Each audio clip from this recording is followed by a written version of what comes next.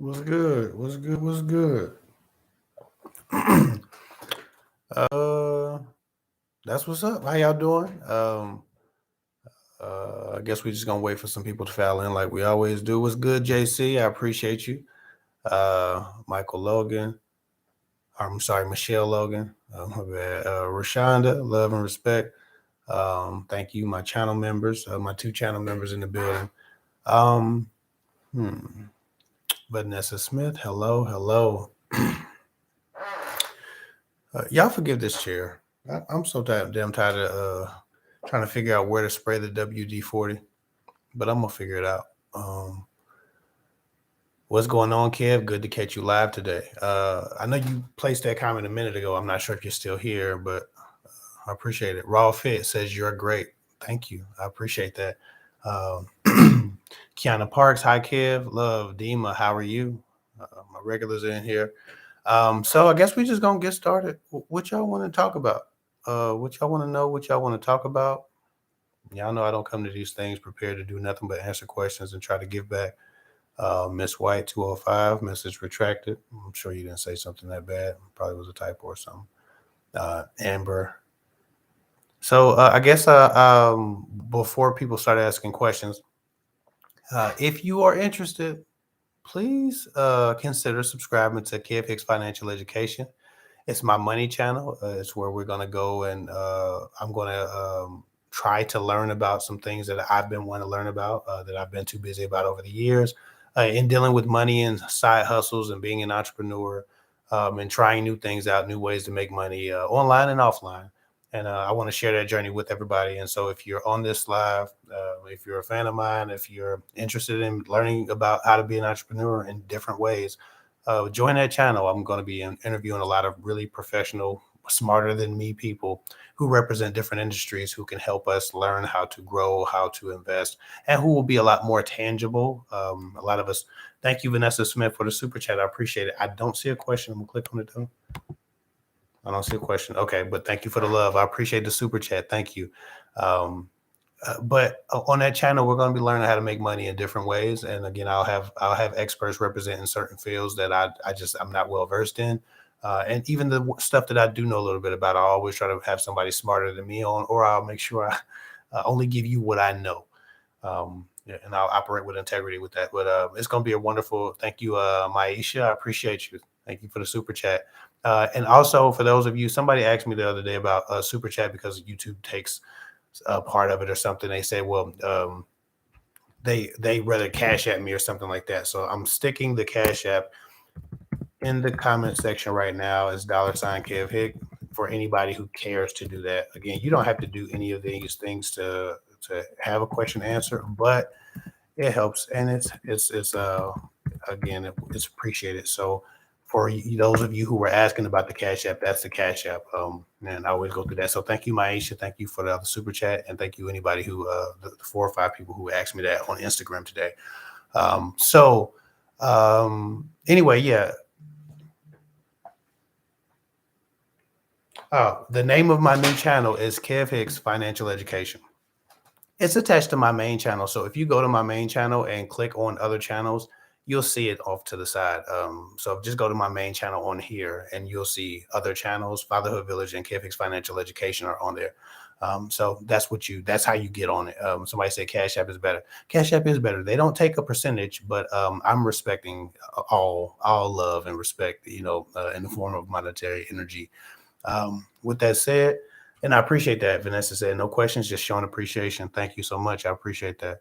I really do. Like I said, YouTube doesn't always give us the appreciation we look for because they're chasing TikTok right now. So a lot of creators are feeling a little bit left behind by YouTube. And I thought it was just me. And then I started watching videos today, and people who are way more popping than me, way more famous than me, are having the same type of view issues I'm having. So I think it's YouTube's just pushing certain content, which I understand. They're trying to beat TikTok. They won't. Um, hey Kevin, and oh my God, thought you farted, but it was the chair. Oh yeah, I'm not gassy today. I've stayed away from. See, that's the chair. I've stayed away from dairy, so we good. If I have ice cream, then that would have been me, but it's not me. We're gonna get into some of these questions. I'm giving up too much information. I'm sure my wife is laughing right now. Finally alive. I've always missed them. I always usually make an announcement on my YouTube or on my Instagram. Today, I didn't announce it on my Instagram. So if you were on my YouTube community page, if you follow me and you get my community updates, that's where you learned that I was going live. Or if you have your notifications set. What's good, JC? Love and respect. I appreciate you coming in as a moderator. Like I said, um, I'm gonna give more gears out to people in time. I just never think about it, and usually I have one or two people who do it. But I know my wife is usually pretty active here, but sometimes she's not, and when she's not, I do need people to kind of at least help out. Um, I fell for a guy that my friends and family don't like. He wants a relationship, but I'm not sure. We've been talking for 5 months, and I really like him. Um, I would love to know more about that. I would love to know why your friends and family don't like him. In general, it's no surprise that you really like a guy who's not good for you. Not assuming he's not good for you, but that's a very common scenario. It's the most common. So your friends and family aren't seeing him with rose-colored glasses. They're not seeing him with infatuation or sexual desire. They're just seeing the human being and they're matching that human being up to you and what they believe you to be. Um, I'm not sure why they don't like this brother. I don't know if they think or know something that I don't know about him. I know something that you might not want to share here. But if they don't like him in general, there's a decent enough reason. For the most part, we just want what's best for our family members. And while love may feel good when it starts, people who have vision outside, people who have that third party vision, really get to see the potential for a person to be hurt by a particular dynamic that is obviously observable. So I don't always discount or discredit my friends or family when they don't feel or think the same way I do. It's a worthy enough estimation that I would look into it or at least consider those facts. Again, I don't know how much respect you have for the opinions of those in your family. It sounds like you do. Um, if he wants a relationship, that's good. It means he has an intent to love, but I don't know what his idea of love is. I don't know if his idea is a healthy love. I don't know much about him. So, Kelsey, if you feel okay or feel comfortable, give us some more information about this brother, and hopefully, as it comes through, I'll be able to see it and give you some more a real answer because I don't know enough to even open my mouth about the brother. He might be great, and your family just don't like him because of the way they like to use you, or he could be shitty and you just like him because you just like him, which again is very common. Um, Somebody said, "Hey Kev, I joined your Patreon texting group, but didn't get the number, so I sent an email from some advice." I think we seen that was today, I believe, right? Uh, Either today or late last night. I just saw that today, and so we've been ripping and running all day. There was a death close to us, so we had some other priorities today earlier. But we will be reaching out to you, and I'll be giving you my number. In fact, probably the night after I get off of here, I'll give you my number, and we can start the texting. So if you're a Patreon supporter, or if you are the new Patreon supporter, Rashonda, you definitely will get my number. I will contact you tonight or tomorrow morning if I forget, and we can start your we can start your monthly text messaging package.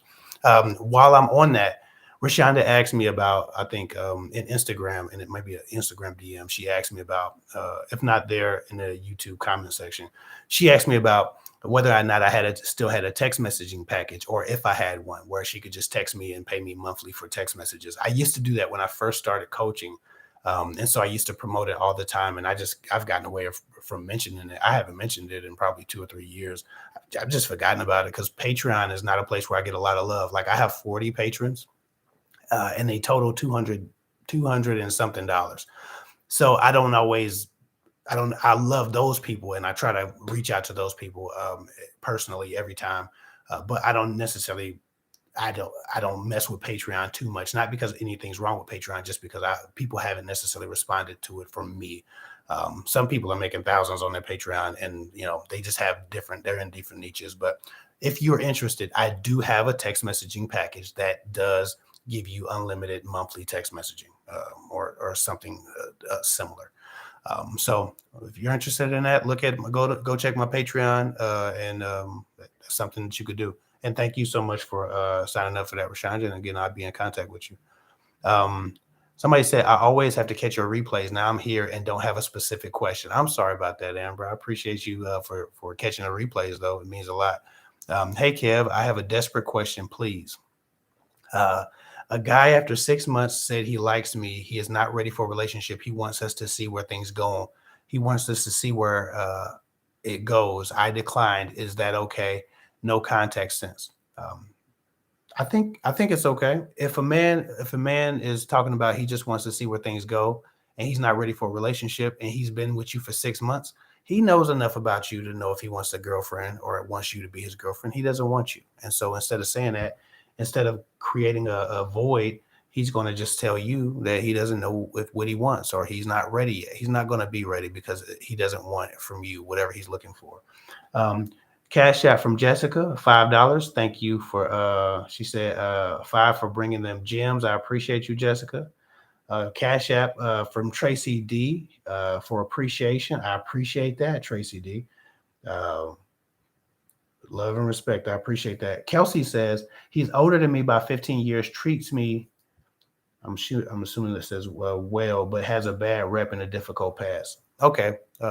So Tracy, your family just doesn't want you dealing with a much older man who's probably a little bit more swift than you and potentially manipulative.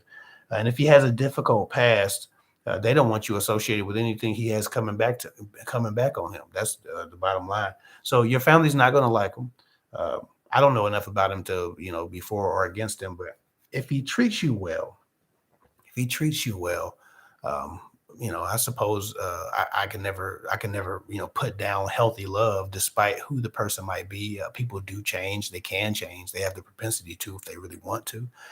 I'm not sure how far removed he is from his old life, and so again, I don't have those details, but I know your family's picking up on something that's probably very genuine, and so that's also problematic. Um, I'm sorry, Kiana Parks, love and respect. I appreciate the super chat. She says, what is a good way to tell a man that you're seeking something serious without seeming too needy? Is it a bad idea to add that to a dating bio? No, I don't think it's a bad idea to add it to a dating bio. When I was serious about finding someone, if I saw that on a dating bio, and I might have seen it before, but if I saw that and I was serious, I wasn't thinking, oh, this is some bullshit.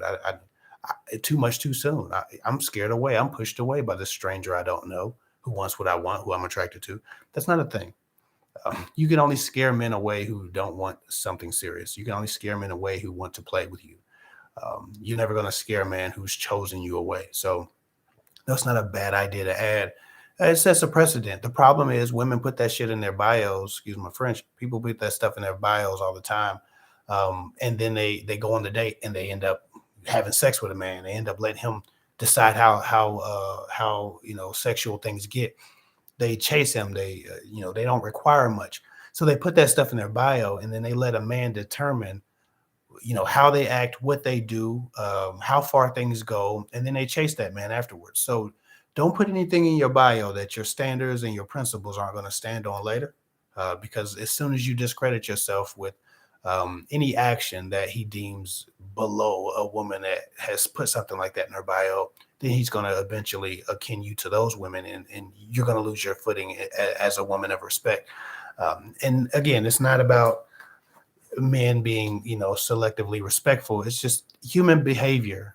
We watch a person's behavior and then we categorize their behavior. That's just human nature. And so if your initial observation of somebody is they present themselves as a certain level of self-respecting, and then they let us run over them or run things when we don't have any reason, or there's no that makes no sense because we don't know them. We shouldn't have any authority over them or any dominion over them, and we get that. We don't believe whatever they said or whatever they presented before, and so you discredit yourself. So just make sure that if you put that in your dating bio, that you stand on that and you take yourself seriously enough that you don't find yourself up under a man sweating on top of you and he ain't earned it, and he ain't been around, and he ain't been consistent, and he ain't been meeting you halfway. So I hope that helps. Um, Somebody said, Um, what is the channel called again, please? Kev Hicks Financial Education. Just go to my homepage after you get off this live. Kev Hicks Financial Education. It's not me financially educating you guys. It's or you ladies or whomever, because it's a guys and girls channel. It's a money channel. It's not about me financially educating you. It's joining me as I financially educate myself in ways that I'm not currently aware. And then when people ask questions, even if I'm hip to something, I'm going to share that too. We're doing a financial money mindset book club there. We're having guests on who are very successful entrepreneurs tell us about how they, overcame, broke through fear and conquered barriers to get to where they are, and what steps and methodologies we could take to, make some of those strides in our own lives. It's me getting financially educated with you. So I'm not the guru on that channel. Again, just your brother trying to figure out how to get some money another way, doing something different to increase my family, and learn how to manage my money before I get up in age. So that's what the channel is about. And if you're interested, please subscribe. Watch the videos when they come up. That's really important. If your subscribers don't watch your videos, YouTube just stop sending them out, and they're on a rampage to catch TikTok right now. So it's kind of ravaging channels. Somebody said, "Hey, Kev, oh my God, I thought, I'm still reading about farted. My bad." Is this man married? Asking for myself. Yes, I'm married. My wife moderates the comments. She's not particularly sensitive or jealous because she knows who she married. So nobody needs to cuss you out for that. Um, love and respect, though. Somebody said, okay, my comment section just jumped, so I'm sure I missed some. Let me try to go up a little bit. That's not needy, is being direct and expressing what you want. Yeah, as far as the putting your name in your bio, it's not needy. You put what you want in your bio. It represents what you expect to respond to. And as long as you are congruent and in parallel with what you've presented, ultimately you'll get what you've asked for and what you require. People don't treat you how you tell them. They treat you how you require them to treat you. They give you what you accept. And so if you say, I need the world, and you accept crumbs, and you get crumbs. And so it's just, you really have to stand on those things when you get into the position. When you like a guy, when you're looking at him and he's attractive to you, you still have to stand on your principles. And so that's the difference. Women are always worried about saying something that makes them look desperate. That's not what messes up the dynamic. That's not what causes you to be targeted by these users. You can say what you like to say within reason. It's what you do that causes you to be put in certain boxes where you don't feel respected or valued. It's what you do that causes these women to be used and manipulated. It's what you do that creates a void of respect and decency that a man offers you. It's what you do that has a man sending you, ding-a-ling pics and things of that nature when you've told him that you're not interested in that. It's what you do. It's what you accept from people. Never what you say in a bio, unless you're saying something ridiculous. It's never that.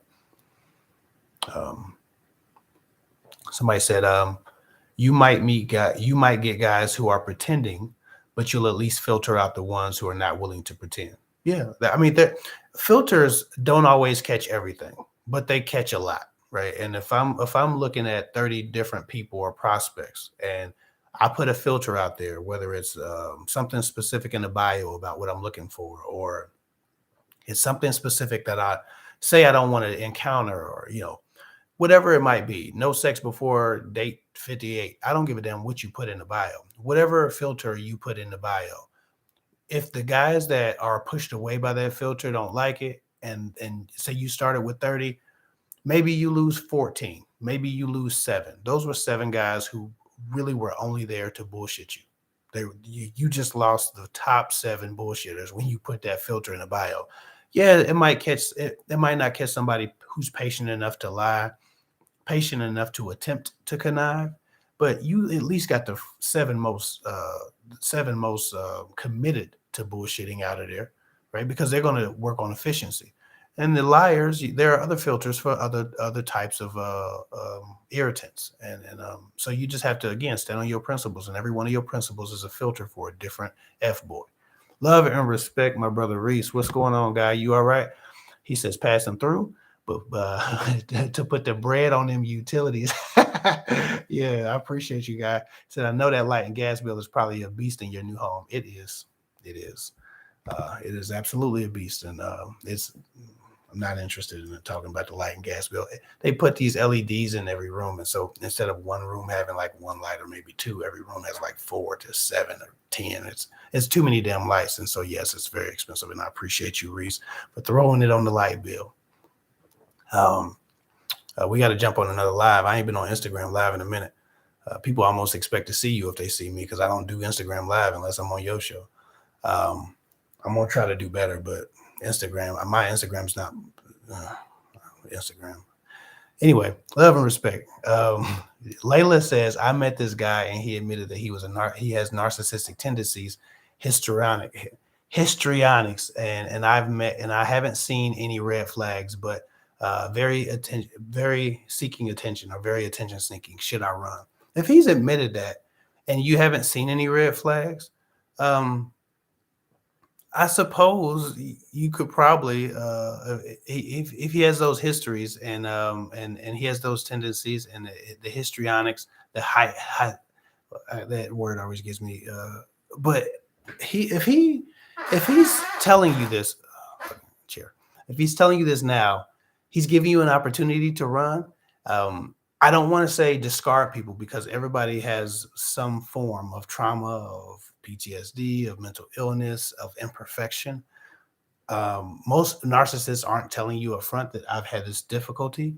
Most narcissists aren't working on it. They really enjoy themselves because they're trying to win at life and win over people. I don't know what the rest of who he is and what he's trying to do is. I don't know what he's about. So I'd like to know more information about, how he's handling his history of narcissistic tendency.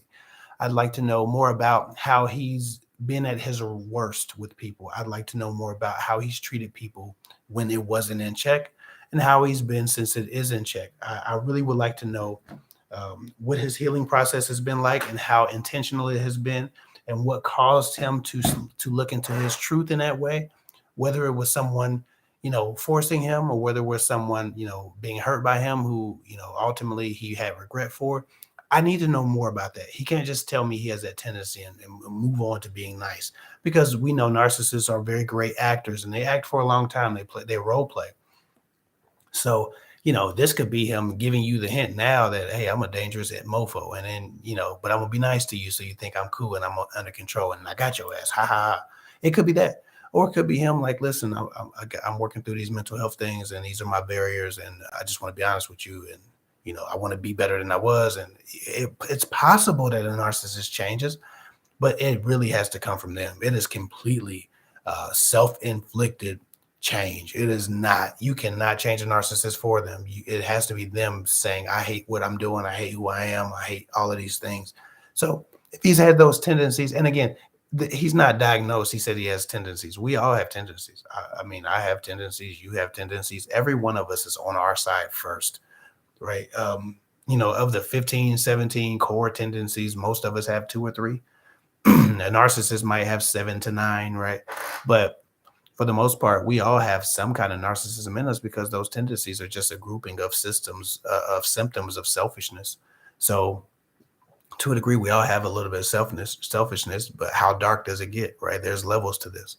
And so just because he says he has narcissistic tendencies, he could be a narcissistic victim. He could be an abuser. He could be a lot of different things. There are a lot of core tendencies from narcissism that he could be pointing out. And he could have been told that by a narcissistic victim who diagnosed him for him. We don't know. You're going to find out, I suppose. But I would need for him to explain that better than I've had tendencies and histrionics. I need more than that. Now you need to give me the details. What does that look like? How has that been performed from you? How does that apply to me? How have you applied that to women? How many years did you apply those behaviors? I need to know more. So that's something that you should focus on, is getting more information. Let me see. Somebody said some guys in society wants women to feel needy for wanting natural things. That's a very true statement. Silver screen. A lot of people are trying to vilify um, what people have needed, the classic human family structure or the longing for that. They calling people all kind of names and diminishing old school guys who just commit to women and old school women who just have some compassion for guys. We're throwing pick me around, we're throwing simp around, we're throwing all these insulting terms around for people who just have classic values and don't necessarily fit into modern society, or at least social media society. I don't think that none of those are valuable. I think that people think what they think, and they've always thought that. People have always just kind of ran with it. The difference now is we hear everybody's locker room talk. We hear everybody's living room talk, right? When I was a kid, if my mom wanted to say something that she couldn't say in public, she'd say it at home in the living room, talking to her husband or her boyfriend or whomever, right? Talking to her sister. I heard a great many terrible things that you probably shouldn't say in public when I was a kid. Well, now everybody has a profile, and everybody has a comment section, and everybody has a bio, and everybody has a news feed page. Everybody has a status update. And so, what used to be kept in our living rooms for us to go out and pretend to be better human beings and actually try to practice it while we were at it, now it's not that. Yeah, everybody thinks that every thought that they have needs to be shared. And some people haven't worked through their thoughts. They're working through their thoughts as they say them or as they type them. So, that's a problem. So I don't put a lot of you know, weight on what a person might say for me being a simp or you being needy or all of these different things. You just have a bunch of people trying to figure out what life means to them. And the only way some people know to do that is to point the finger at others and point at what life doesn't mean for them, as an example, because they haven't actually found out what they are. Uh, they might only know what they are not, and that's not good enough, and it doesn't leave them satiated, so they attack others. That's just how people are. um, hey Kev, how did you meet your wife? MySpace. I met my wife on MySpace, and I put her in my top 8 after about 2 weeks. Yeah, put her in my top 8. If y'all remember MySpace, you had a top 8. If you had the code, you could get up to a top 16 before MySpace made the patch and allowed you to have a top 24 or 30. But who the hell had a top 24? You was lame if you had a top 24, because it just meant you couldn't pick a friend. Um, anyway, I'm going to attack everybody on MySpace. All I'm saying is I met my wife on MySpace. We talked for, man, I want to say about probably like 20 days, 21 days before she called me.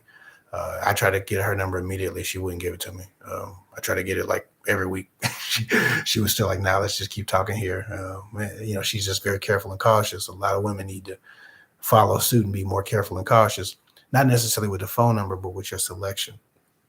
Um, you know, she could have just as easily, gave me a fake number, but they didn't have Google numbers and stuff like that. Now you can give a guy a Google number. You can give a guy a profile. He can hit you on Facebook call if he want to. He never really has access to you unless you want it, unless you want him to continue having it.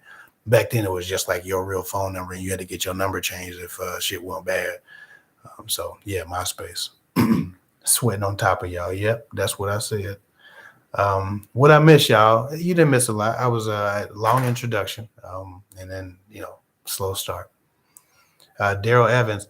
Yeah, I like that sort of bad problem with my ex. We have been together for like 2 years and 8 months, and it's a long distance is very complicated all the time. Long distance is rough.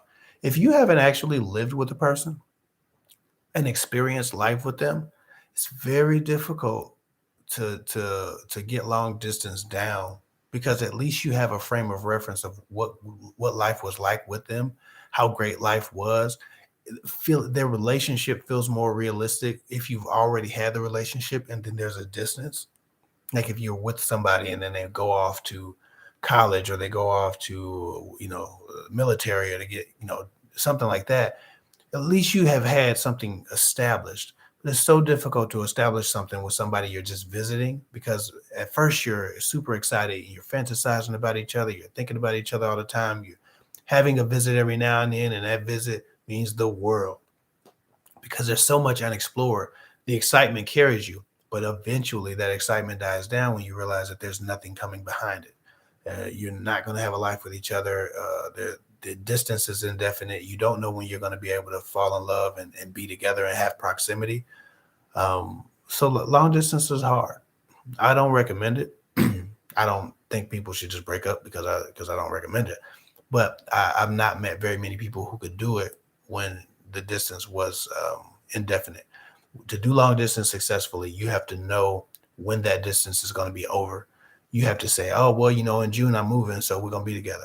Next year I'm moving, so we're going to be together. You need to plan. There needs to be a plan to shut the distance off and remove the distance from your relationship. When there's no plan and it's indefinite, both people will eventually lose hope.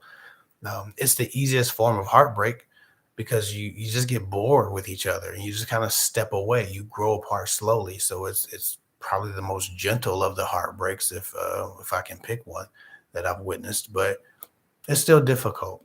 So it's one of those things. Try not to injure each other on the way out, and that way, at least if one day you're living in the same city, you can try again more successfully. I got ghosted by a guy I started to like. What should I do? Lost all my confidence and self-esteem. The problem is your confidence and self-esteem is predicated on whether or not an individual that you find attractive and have desire for likes you back. Listen, I've always known who I was, and not to kiss my own ass here, but I'll do it. I've always known who I was. At no point did any woman that I've ever had a crush on who rejected me ever touch my self-esteem. My self-esteem is self-esteem. Self. Like, it starts with you. It's not others' esteem. It's not social media esteem. It's not dating prospects esteem. It's not crush esteem. It's self-esteem. You can't depend on other people to see what you're supposed to see in yourself for you. Because even if that person didn't reject you, they would be the reason, they would be the cause for your strength, for your self esteem, for your confidence. Whatever you possessed could walk out the door when they walked out the door. Whatever you possessed could crumble and shatter when they crumbled and shattered your heart, if and when that happened. Right. So you never want to give a person that much power over you. Know who you are, decide who you are, believe that, and then get with somebody. And if they see it too, amazing. Let's do this. But if they don't see it, they're not supposed to walk away with your damn psyche in their pocket. Like, you got to get that together. And I think that you know mindfulness YouTube can help you a lot. Um, you got to figure out who you are and what you want to be, what type of human being you want to be while you're here, and what your life means, what your purpose is here. That can help. Finding your purpose helps a lot. When you don't have a purpose and you're living life outside of passion, then all kind of random ass unimportant things determine your self-esteem. You can make a mistake and your self-esteem could be down for that day. Person says something mean to you and your self-esteem can be down for that day. Somebody don't like your hair and your self-esteem can be down for that day. A guy don't want you or a guy rejects you, hits it and quits it, and your self-esteem is down. He must be right about me. You could only say that to yourself if you didn't know who you were beginning. If you didn't have a definition for what great for you was, what good for you was, right? When a man rejects you, he's not rejecting you, the individual. He's rejecting the image that he has of you in the future in comparison to the image of whatever woman he's been dreaming about his whole life. You can't beat that. You can't beat a person's fantasy. And sometimes, most of the time, 99% of the people who you encounter won't be that fantasy. He's envisioning when a man rejects a woman, just like when a woman rejects a man, they're envisioning a certain type of attractive, a style of attractive. They're envisioning, hell, some people are envisioning smells, they're envisioning voice, they're envisioning height, they're envisioning weight, they're envisioning presence, they're envisioning body shape, they're envisioning skin surface, they're envisioning personality, they're envisioning your laugh, they're envisioning the way you handle conflict, they're envisioning your conflict management skills, they're envisioning your intelligence, they're envisioning conversations that they've had with this imaginary person, they're envisioning your passions and the things that you want out of life. They're envisioning the way you communicate to them and the way you talk to them. They're envisioning the way you handle them. They've made a complete world, a whole entire world. The character development of the person we hope to fall in love with one day is insane. If writers could just write with the same detail as the imaginary person we're banging or falling in love with in our future, they every book would be a smash hit. Every damn story would be Game of Thrones or Power. Like it, the you can't put yourself in a position where your self-esteem is down because you didn't match the exact image of perfection that some guy wanted. I knew every time I got rejected that I just wasn't the style of man that a woman had envisioned for herself. Not that she was right about me not being good enough, not that maybe something was wrong with me, maybe that guy in her mind was a better man. None of those things. That shit didn't cross my mind. It's like, okay, she's envisioning something else. This is a mistake on her behalf. She'll likely regret this. I'm. That's what I thought. I didn't think, damn, she's right. I can't believe I ain't shit. I'm tired of this. I'm nothing. I'm nobody. I never thought that. Um, I don't want to speak down on you, but I do speak down on the giving away of your personal dominion. Please stop that. Learn who you are, decide who you are, and then act in accordance with that person you decide you are. If you want to like yourself, think about for a while, meditate on the version of yourself that you would like, the version of yourself that you would admire. And every day you have a chance and a choice to be more like that person. Just mimic that person, that version of yourself that you would love and admire. Mimic that person daily. Don't do what you would normally do. Do what the super version of you would do. Do what the Sasha Fierce version of you would do. If you put enough days together following that person, the person you want to be, you'll become that person. You'll look back and be like, damn, I guess that's who I am now. It's just what I am, right? Behavioral patterns can be learned and adjusted. So please do that. Do that favor for yourself. Get your self-esteem away from these raggedy ass men and people on social media and whomever else. Learn who you are and follow that person, whomever that might be, whomever you would admire, be that. And then when a person doesn't like you, you're like, well, shit, I don't know why you don't like her. She the shit. Somebody said, man, I don't like Beyonce. Most of y'all are like, what? Beyonce don't even have to defend herself. Y'all gonna defend her. You crazy. Beyonce does. And if you ain't Beyonce, for you, it's your favorite musician, your favorite actor. You'll argue with somebody till they blue in the face, till you blue in the face. If somebody say, oh man, I don't like some of y'all older, I don't like Denzel Washington. Well, y'all fall out. Who you talking about? You better respect Denzel. If I said something about Beyonce, the beehive would be out my ass. If somebody said something about Nicki Minaj, a lot of y'all faint dead. Depending on who you like, you would defend that person to the end of the earth, and you ain't never met that person. But if a person say something about you, all of a sudden they right, and you ain't worthy, that ain't how it works. If you defend yourself like you would defend your favorite celebrity, right? Because y'all see Will Smith book back there. I'm gonna defend me, but I'm gonna also defend Will Smith.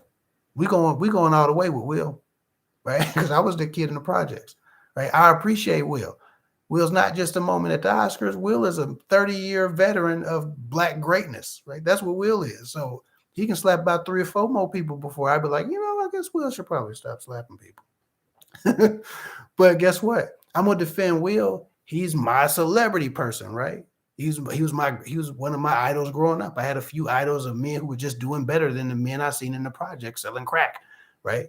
But at the same time, I'm not just going to defend my favorite celebrities. I'm going to defend me because I like me. So a lot of y'all would do better to mimic that in whatever capacity you can, because your self-esteem should have nothing to do with who you sleeping with or who wants to sleep with you. And somebody said, I don't give a F about Beyonce or Nicki. No, we got to show that love and respect. Someone they blocked you because YouTube is sensitive, but I ain't that damn sensitive. I don't give a damn about neither one of them, to be honest with you. They're not my celebrities. And Beyonce is cool, but she don't open her mouth enough and say she just, I don't know. I'm not listening to her music to figure out what she believes in.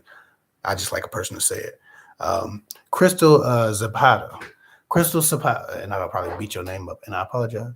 She said, why does he keep his life separate? Why does he keep his life a separate life from me? In general, when you see compartmentalizing, it's because there's something else in one of those other compartments that you might not like. And you say, how do I know if I'm his girlfriend or he's lying?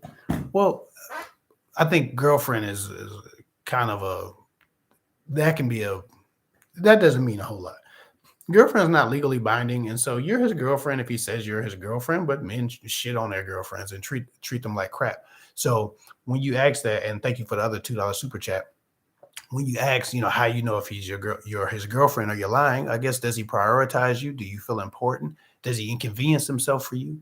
Is he willing to hear you out and make adjustments based on what your needs for love are? Is he cooperating with you? Is it a partnership, or is he your superior and you are the subordinate? There's a whole lot of ways to look at whether or not you're being treated like a real girlfriend. If we're respecting the title girlfriend, and I do. But when you say, why does he keep his life a separate life from me? It tells me that he's compartmentalized you. If he's compartmentalized you, then it's likely there's another woman in one of those other compartments. So that's a thing. A lot of times people say, well, I don't introduce you to these people or these people because I want to make sure it's serious with you. Well, that doesn't make any sense, because we all know people who are adults and date. They don't assume you're not having sex. Why would they assume you're not dating? And why couldn't they meet the person you're dating?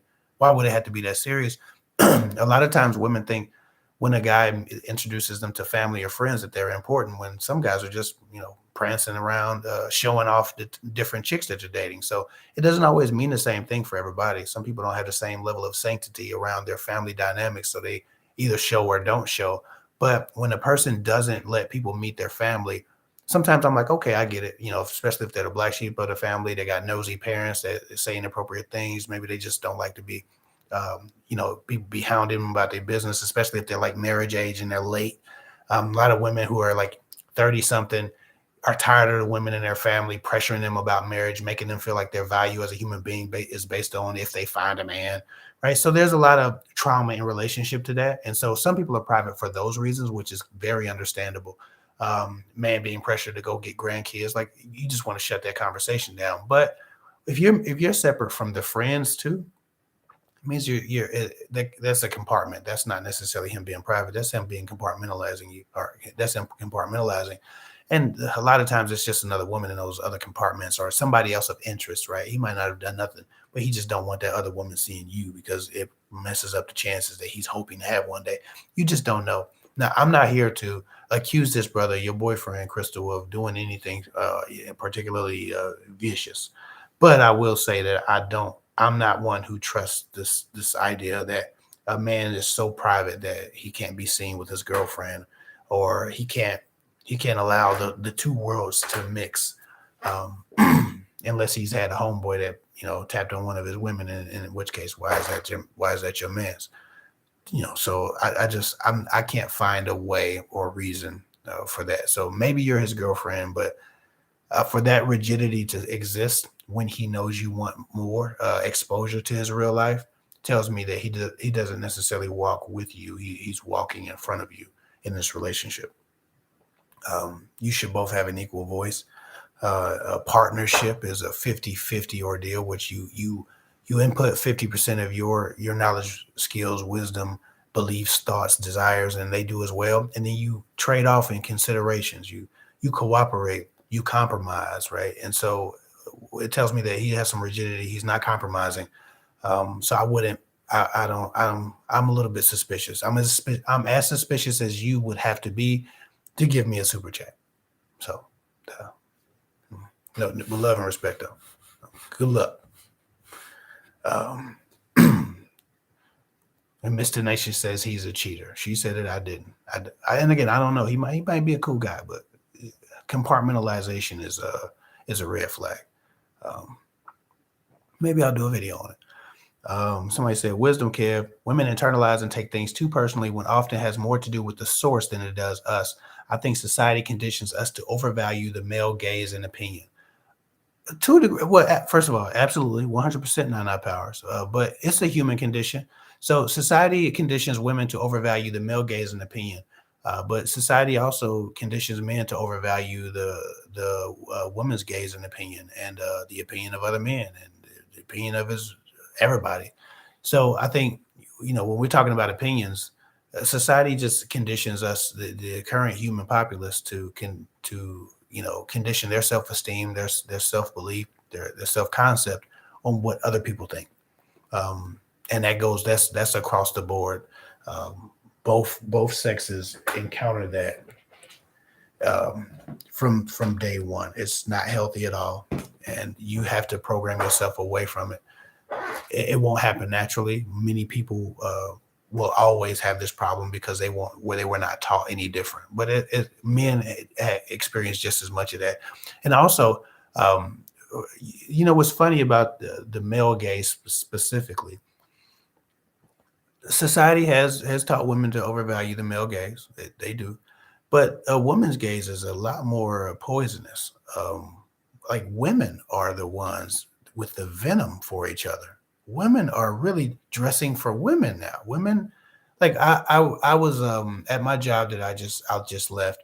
Um, when I went to lunch, it was soap time, and I watched the soaps because I used to watch them with my wife because it was literally the only thing I could watch before I had to go to sleep and try to get a nap before third shift.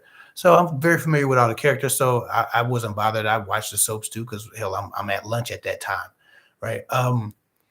Hell, I'm gonna be honest. With love and respect to my coworkers, I used to tell them all the time, y'all rougher on these women than any guy. Like a guy might walk past the TV and be like, oh, what a beautiful woman. Man, she fine, or whatever he might say. And then he's moving on about his business. A woman to tear a woman down from head to toe. She'll leave nothing but the skin on her heels when she done. She will rip a woman apart with what she thinks about her hair, what she thinks about her dress, what she thinks about her makeup, what she thinks about her butt, what she thinks about her stomach, what she thinks about her weight. Is she gained weight? What she thinks about her attitude problem. Women are a much more venomous than men are as a just when we're talking about the games. As a guy, I've not witnessed the vicious, the common vicious, poisonous weight that women can put on each other to look a certain way. And maybe it's just when they're watching TV and they can separate themselves because it doesn't feel real. Those people are on TV, but women are actually causing as much damage to each other, with their overvalued opinions as men can do by just seeing a woman and seeing whether she's attractive or not. Um, and then men poison each other with the judgment of how much money you have. So men do the same thing with guys. Oh, he broke, he this, he that. He weak, he lame. We just do it to each other. We're human beings. It's a terrible thing. It's a horrible, terrible thing, but it's a learned behavior. Love and respect, Valerie Griffin. Thank you for the $3 cash app, Valerie. I appreciate you. So that's a human thing. I don't think it's as uneven as some people might seem. It's a pretty balanced and treacherous trauma that we go through. As long as you didn't get pregnant or get tested for STI, you will forgive yourself and know better next time. A dude runs game on you. Many of us ladies have been there. No shade. Yeah, what she said. I guess he's talking to a particular person. Um, I'll defend myself as though I'm defending kevhick. I appreciate that. I appreciate you, love and respect, and that's what you got to do. The same loyalty that you have to your friends, to your favorite little cousin, to your favorite celebrity, to your best friend, to that person you would defend it in a fight. Like to that person, you would take your earrings off and be like, "Hold on, wait, nah, I got this one." Like that person that you love and care for that much, you gotta defend you like that. You gotta be your best friend. If you somebody else's best friend and you watch out for them and you take up for them and you don't let people talk down on them, why you let people talk down on you? That's how I feel. And why do I accept the behaviors or the opinions of people who don't value me? If I would treat a celebrity that I don't know better, you ain't getting nothing off with me because I don't value people's opinions over my opinion of myself. And maybe I should. Maybe that's the narcissistic quality, right? I'm a know-it-all. I think I'm the shit. But I want everybody to feel like that. I would never tear anybody down so that they don't feel like that. I want everybody to feel this power. Right? That's the difference. So maybe I'm a little bit of a narcissist, but I really like myself. And guess what? I really care about people and I like them too. And I want them to care about themselves and really like themselves. I know what it can do for your life. So yeah, I'm a know-it-all. I'm up my own ass, but guess what? You should probably be too. The world ain't gonna do it for you. If you don't know who you are, the world will tell you. And they will always tell you bad. And it's just we learn to hate ourselves through social media. You watching everybody get the bag, get the money. You're comparing your life to other people's. That's why I don't watch dating content. I can't watch dating content because I start looking at my stuff like, wait a minute, am I that smart? Would I have thought of that? Do I get these many views? Do my audience is my audience this loyal? Do like I can't. So I don't do that. I try not to compare, and when I do, it really messes up my vibe. It disempowers me, and it takes all of my purpose and my passion, and it flips it upside down. And then I'm pretty useless when that happens. So do your best to not compare yourself to what you believe someone else is experiencing. Um, Let me see. Somebody said girlfriend usually just means free coochie to a lot of men. To a degree, I think that again, men who have an intent to love. Having balls doesn't remove an ability to be loving or to love a person, but the intention has to be there. Um, you know, when that just like the hyperbole argument. Every woman's not that. Every woman's not doing that. Those who are, there's a market for them, but every woman is not like that. No more than every man is. Just trying to get free coochie. It's just that y'all don't like the men that aren't looking for free coochie because y'all think they lame. He too short, he too tall, he too fat, he too skinny, he too broke, he too stupid, he too boring. I mean, there's valid reasons not to like people, so I don't discredit or I don't want to diminish your reasoning, but in general, the men who aren't getting these women or who y'all talk about, they ain't the ones that's doing that. The guys who treating women like dog shit are the men who have a lot of women to treat that way. The nice guys or the weak men or the lames or the nerds, whomever, they ain't treating women like that because they ain't got them. And then when they finally do treat women like that, it's out of a broken heart and repeated rejection. Just like a jaded woman, but men get jaded a lot quicker than women, and they learn to protect themselves against women. And that's just how we process grief. So it's not their fault; it's their fault. You do what you do, and nobody made you do it. But that's kind of where men end up, and most of the time, it's not about free coochie with most men. It's only free coochie with the guys who are getting a bunch of free coochie. And want a favorite free coochie. A lot of women, men will take a favorite. She's more dependable. She's more giving. She's more loving. She's more generous. She requires less. Yeah, you could be a favorite. You could be a top 4, a top 8, like on MySpace. She's used to have you do, but it doesn't mean that he's any better of a man because you get girlfriend status. Once you start looking at these men as cheap bios looking for cheap thrills, boys. Oh, I said bios. Once you start looking at these men as cheap boys looking for cheap thrills, once they start with the sexy talk without action or commitment, you'll instantly be turned off. Unfortunately, that I wish that was the case. I'm glad that's the case for you, Silver Screen, but a lot of the women that I talk to aren't experiencing that same turnoff. In fact, when a guy starts talking that sex stuff, immediately they're disgusted, right? I'll tell you exactly, and this has happened hundreds of times in my calls. We've had this discussion. So you said, I'm gonna repeat the question for those so that everybody understands the context. Silver Screen, and I'm not disagreeing with you here, I'm just giving the caveat. Once you start looking at these men as cheap boys looking for cheap thrills, once they start with the sexy talk without the action or commitment, you'll instantly be turned off. I'm glad you're instantly turned off. The problem is, and why I've been screaming at the top of my lungs about, keep it in your pants, is that most women, they endure the turn off. They go back. They feel a little bit lonely. They wait a couple of days. They look at that little ding-a-ling pic again, or they look at that little nasty text message again, or they look at that little innuendo he sent, and they finally respond. When they feel desperate, when they feel lonely, when they feel vulnerable, when they need validation, when they haven't been feeling desired, when they need that validation, the man that disgusted them becomes the option that they choose.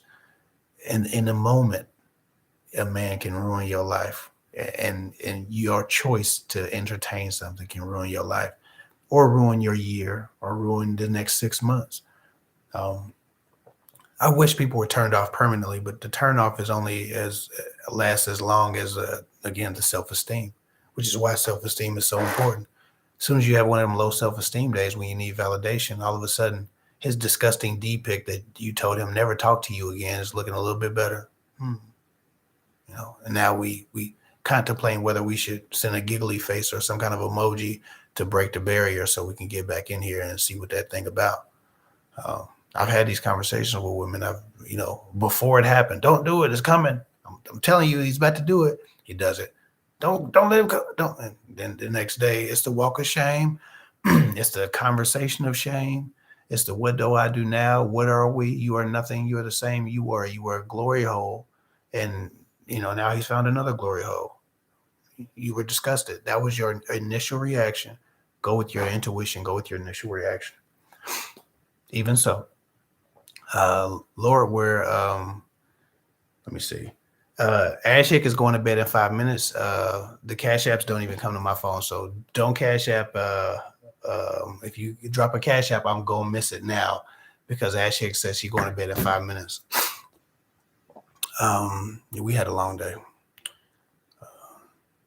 Let me see. But I said I was going live, so I'm keeping my word. But we had a long day. Let me see. Somebody said, Lord, it just disappeared. It just disappeared. A lot of stuff going on in this comment section. Somebody said, I feel so sad for myself. I should know all these things at my big age of 29 years old. You don't know this stuff for whomever might be saying that or thinking about that. You don't know this stuff if you haven't been taught. You don't know this stuff if you haven't had a lot of experiences. You don't know this stuff if you don't have a big brother or a father or man in your family giving out game. You don't know this stuff if no one's related to you in your particular experience. You've never looked for this stuff. You don't know what you don't know until you know it. Like, I wish I knew what I didn't know so I could go figure it out, so I could go know it. Right? I'm always in search of knowledge, but you don't know what you don't know until you know it. And usually it's because it's bit you in the ass and a problem was created and now you have to solve the problem. So don't come to this channel, see something that somebody in the comment section, and this happens all the time, somebody in the comment section be like, that's just so basic. Oh, you must be stupid if you don't know this. It's like, well, you knew it, but your life gave you that knowledge. Your experience gave you that knowledge. They didn't live how you lived. They didn't go through what you went through. So it's new information to them. Don't insult somebody for not going through the same shit you went through or understanding something that, at one point you didn't know. Maybe you knew it 10 years ago, but they're just finding out. Let them have that. Also, women in my comments, women in my that follow my channel age from 17, 18 to 76. Like, I don't think that an 18-year-old woman has the same experience as a 44-year-old woman. But sometimes it's a 40-year-old woman in the comment section talking about how dumb something is and how you should know it, but you're 44. It's a young girl in the comment section that's like, oh, really? Let her have that. Right? We gotta treat people well and try not to be insulting because we understand something. I'm talking to 4 different generations. And that means sometimes when you get on my videos, you're not going to relate to the complexity or lack thereof of a particular topic. But I have to give game to all who come to my channel. And so that's kind of where I be with that. And I don't think myself above any of these ideas. And at one point, I didn't know some of this stuff. I've made similar mistakes that women made when I was a young man dating. And not like a feminine mistake, but like I've made mistakes with women. I could probably do a video of all the dumb shit I did trying to impress a woman or trying to relate to women as I was learning how to use my gift of height and handsome, without being evil and, just trying to figure out how I relate to women as a man. I made a whole lot of mistakes. There was a lot of stuff that people were like, you did that? I'm like, yeah, I did that. It's funny now, but, it hurt at the time to go through some of these bumps. And so we got to quit looking down on people when they don't understand stuff that we understand. Knowledge comes to everybody in the time it's supposed to, not the time we think it should have came. Um, somebody said,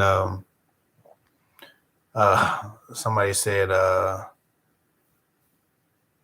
me see. Yes, video on compartmentalizing. Okay, perfect. Let me see. I'm gonna screenshot that so I can make sure I got that. Turn my camera off. Thank you for the super chat. My healing journey gave me $6.99 in Canadian money, which might be like $4.99 or $5.25 or something like that in American money. The exchange rate I know is different, but I appreciate you no matter what it is. I appreciate you, and so my healing journey didn't even ask a question; she just gave love. I appreciate that. Um, Somebody said, let me see. I'm trying to get to this other section that's got a bunch of words. Most women are oh Ashley pretty girl said don't forget to mention the 20% off for reviews. Yeah, if you've had a call with me, if you've had a call before, and we did one-on-one coaching, I'm giving a 20% off coupon for your next call to whomever has worked with me before and is willing to either write a review or record a review video. I know a lot of people that aren't really want to be on camera, which makes perfect sense. But a few people were like, "Why don't you do videos?" Like most people don't want to be on camera, but I'll mention it. So if you give a video, if you give a review, written or recorded, you get 20% off of your next call or consultation, um, whether it be video call or phone call. So for those of you who have worked with me in the past, if you're watching, 20%. And most of you have my number, so you can text me and confirm. And as long as I can confirm, when I receive your review through my email, um, and you can send it to kevhick business.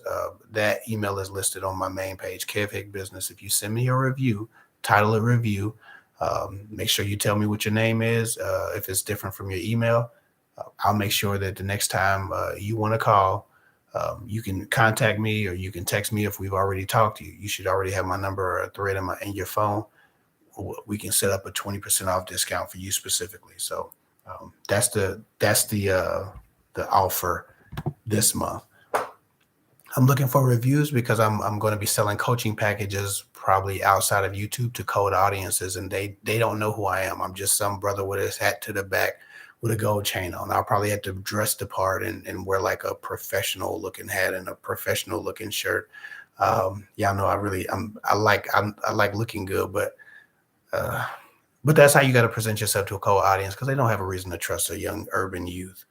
Even so, the reviews will help make it so that people can eventually, have some trust in a new face, a new name, a new website, a new coach, just in case put some ad dollars behind trying to attract a new audience. Because I'm gonna be honest, I'll probably do this YouTube channel for another year. Maybe I'll try to finish out the 2023 year, but YouTube is really killing my channel, and I'm not. I got to find something else because um, YouTube doesn't allow the audience to just be. They have to play with the algorithms to the point to where you don't even have access to your own audience, and so it's frustrating.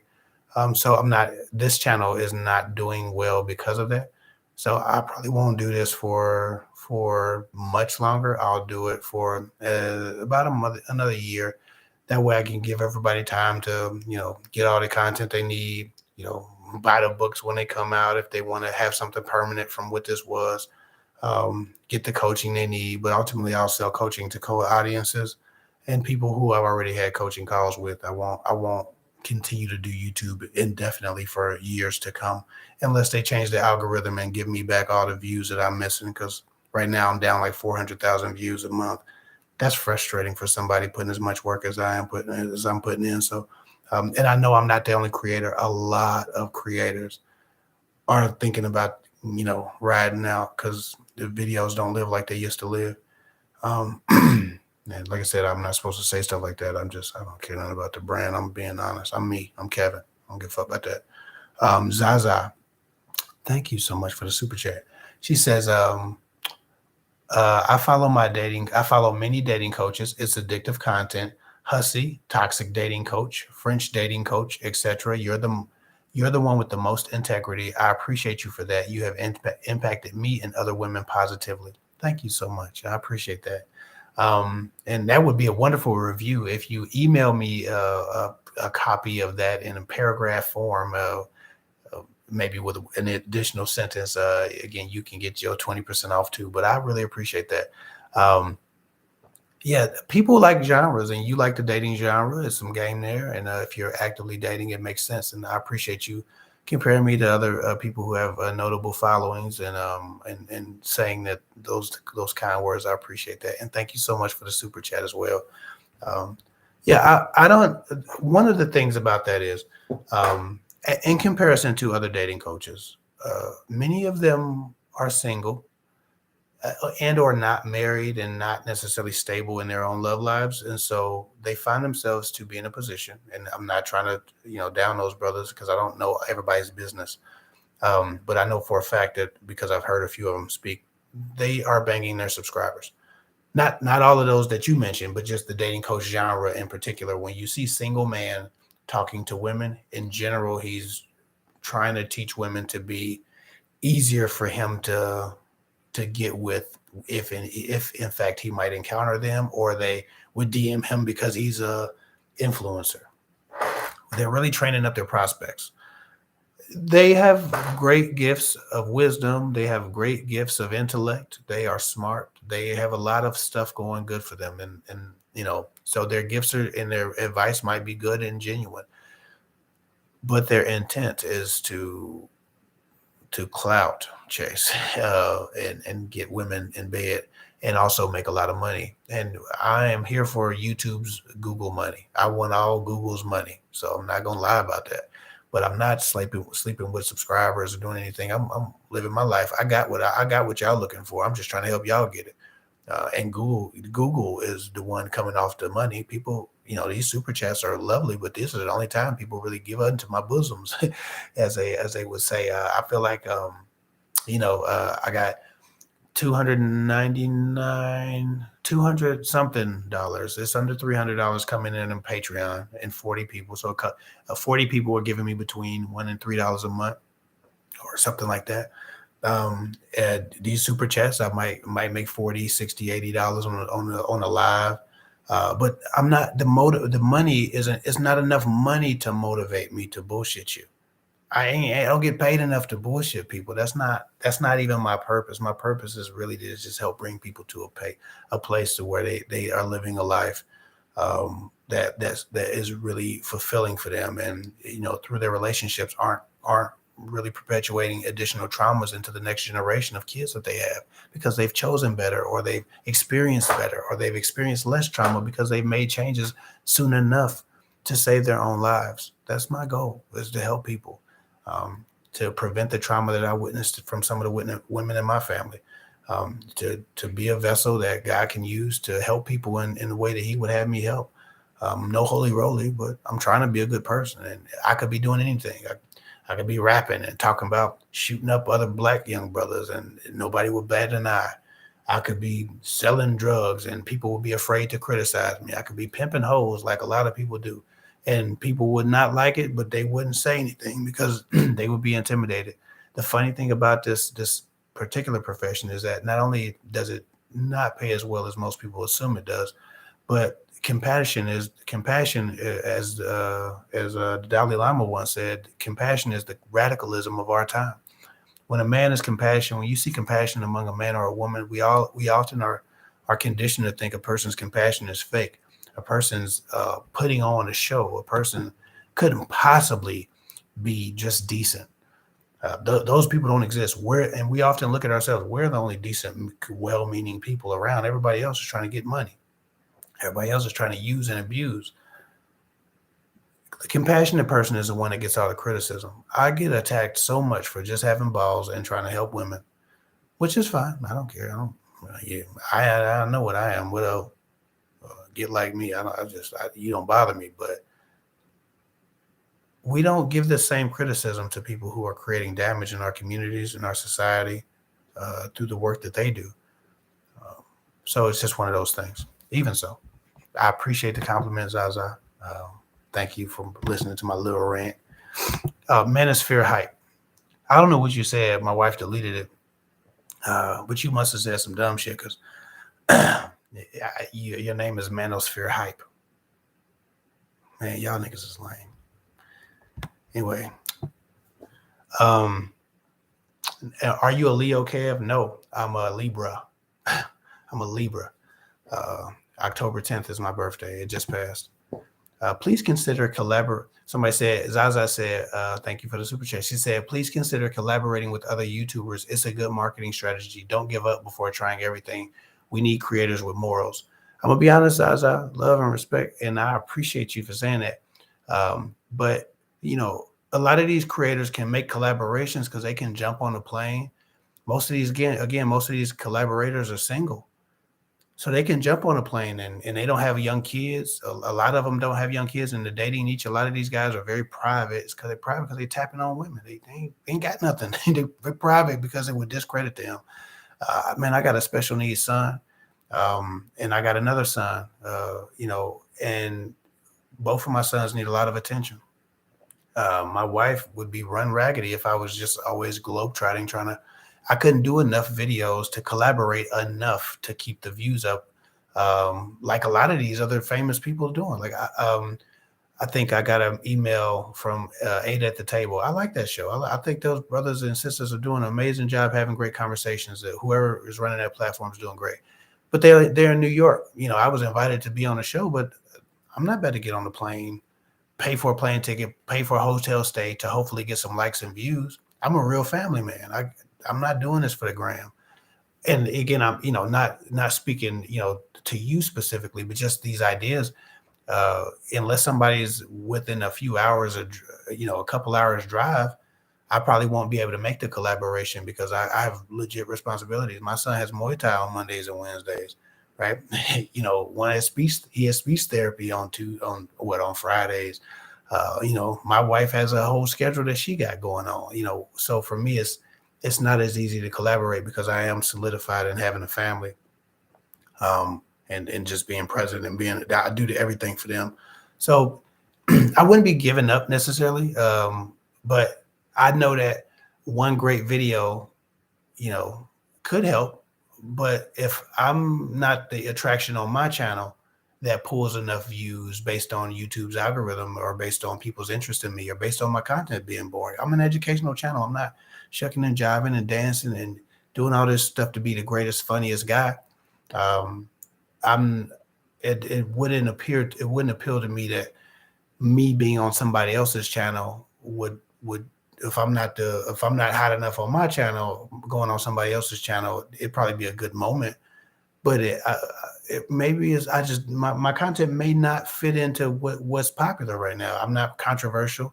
I'm not pissing people off. I'm giving wise advice. And right now, you got to say stupid stuff to get popular. I'm not willing to go as low as some people are willing to go, and I'm not willing to get on planes and leave my wife to fend for herself for very long periods of time, just to get some likes and views from people. If people don't want my advice, they don't respect where I'm coming from, if they think they don't need it, if they don't watch my stuff when I get the notifications, if they scroll past my videos when a new video pops up on their page, they haven't done anything. They don't owe me their time. But also, if I just go where I'm celebrated, I don't go where I'm tolerated. I don't go where, you know, I'm putting my time and my efforts into things that give back to me. And I'm gonna be honest, my page hasn't been that for a little while now. So I'm learning other things. This kevhick's financial education channel is about me holding myself accountable to learn these new things and develop these new business strategies and entrepreneur endeavors. I'm in love with that idea, and so I'm passionate about that. I'm as passionate about helping women, but if they're not as passionate about hearing it or receiving the help, then it deflates me. And so if y'all go look at my recent views, go look at my views from 2 years ago, and then go look at my views now. Either people are interested or YouTube isn't sharing it. But I've been here and I've actually been doing double the videos I used to do. So now I'm doing double the videos for half the views. Even if I quadruple the amount of videos I'm doing, I would only be getting maybe 70% of what I was getting before, because people just don't click on the videos, or YouTube's not showing people, or YouTube is going in a different direction and they move in shorts content. But the shorts fund is crumbs. They're not paying people for shorts. The shorts, people are doing shorts for free right now. So it's not, if you're looking for an income, there's no income. So there's no appreciation right now. There's a very little energy being given back to a lot of YouTubers, not just me. So as a man with a family, I got shit to do. I got to make money for my family. And right now, I don't have the type of audience, or at least it hasn't felt like I have the type of audience that this is a valuable investment for the next few years. I'll finish out 2023, and if things don't change by 2023, yeah, shit, I probably won't even make an announcement. I'll just do my thing, and then y'all can be watching me on kevhick Financial Education, or you can buy my books, or buy buy coaching on my site. But I'm passionate about coaching. I'm passionate about helping people. I'm passionate about changing people's lives. I'm not passionate about doing it for the gram. I'm not passionate about trying to seek validation from people or get likes and comments and get people's approval. I'm not passionate about being popular, and popularity is what's required to do this full time. And unfortunately enough, maybe my personality is just not the most viral personality. Fine enough with me. And thank you for the super chat, Sienna. I'm gonna what she said. First of all, I'm gonna just say it. Everything you just said, why I appreciate you as a person. I think you have done. I thank you for all you have done for the worldwide community. I appreciate that, Sienna. Thank you. Thank you for the super chat. But back to what I was saying, I don't. I'm not passionate about trying to get other people to approve of me or like me more. So all the things that you have to do to be more popular have to be strategic, because you're trying to get people to like you more, right? You have to get people to buy into you. That's why people keep saying you're a brand, you're a brand. I'm not interested in being a brand, because I know who I am. And when you really know who you are, it feels insulting to chuck and jive and dance, tap dance, spin around and do all this shit just to get people to think, oh, you know what, he's interesting. I think I'm amazing. And in my personal life, I'm extremely funny. I'm very humorous. Like that's not the portion of my personality that y'all always get. But some of my family members think I should do stand-up comedy. I mean, I really have a fun time in my life, but things are so serious. The issues I encounter are so serious that I can't be joking. I can't be shucking and jiving and trying to figure out how to get likes and be more popular here, because people are dealing with real life stuff. When I first started this channel, and forgive me if this ain't what y'all came for, but y'all, I'm real. I'm gonna tell you what's going on. When I first started this channel, I thought, you know what, I could help a lot of young college girls before they had a first heartbreak, kind of change directions, change trajectory. I can help some young women in their 20s uh, avoid some of the pitfalls that I seen from the women in Alcoholics Anonymous that pulled them into drug use and alcohol abuse. I could stop people from being at those types of parties that those gang rapes and date rapes happen at, and these types of things. I've seen this trauma for my whole life because I grew up in AA. I grew up in Narcotics Anonymous. I was that 5-year-old kid with a coffee in the basement of a church, listening to somebody talk about what they did for crack or alcohol. Like, the people in my family had real struggles. And so my experience growing up was a much different type of experience. I seen how serious things are. So when I started my channel, my thing was I wanted to prevent young women from getting played so that they wouldn't end up in those meetings, drug addicts, alcoholics, because they started out with a bad relationship, right? Because everything that I witnessed was triggered by a bad relationship, whether it was a poor father or poor mother or a poor girlfriend or boyfriend.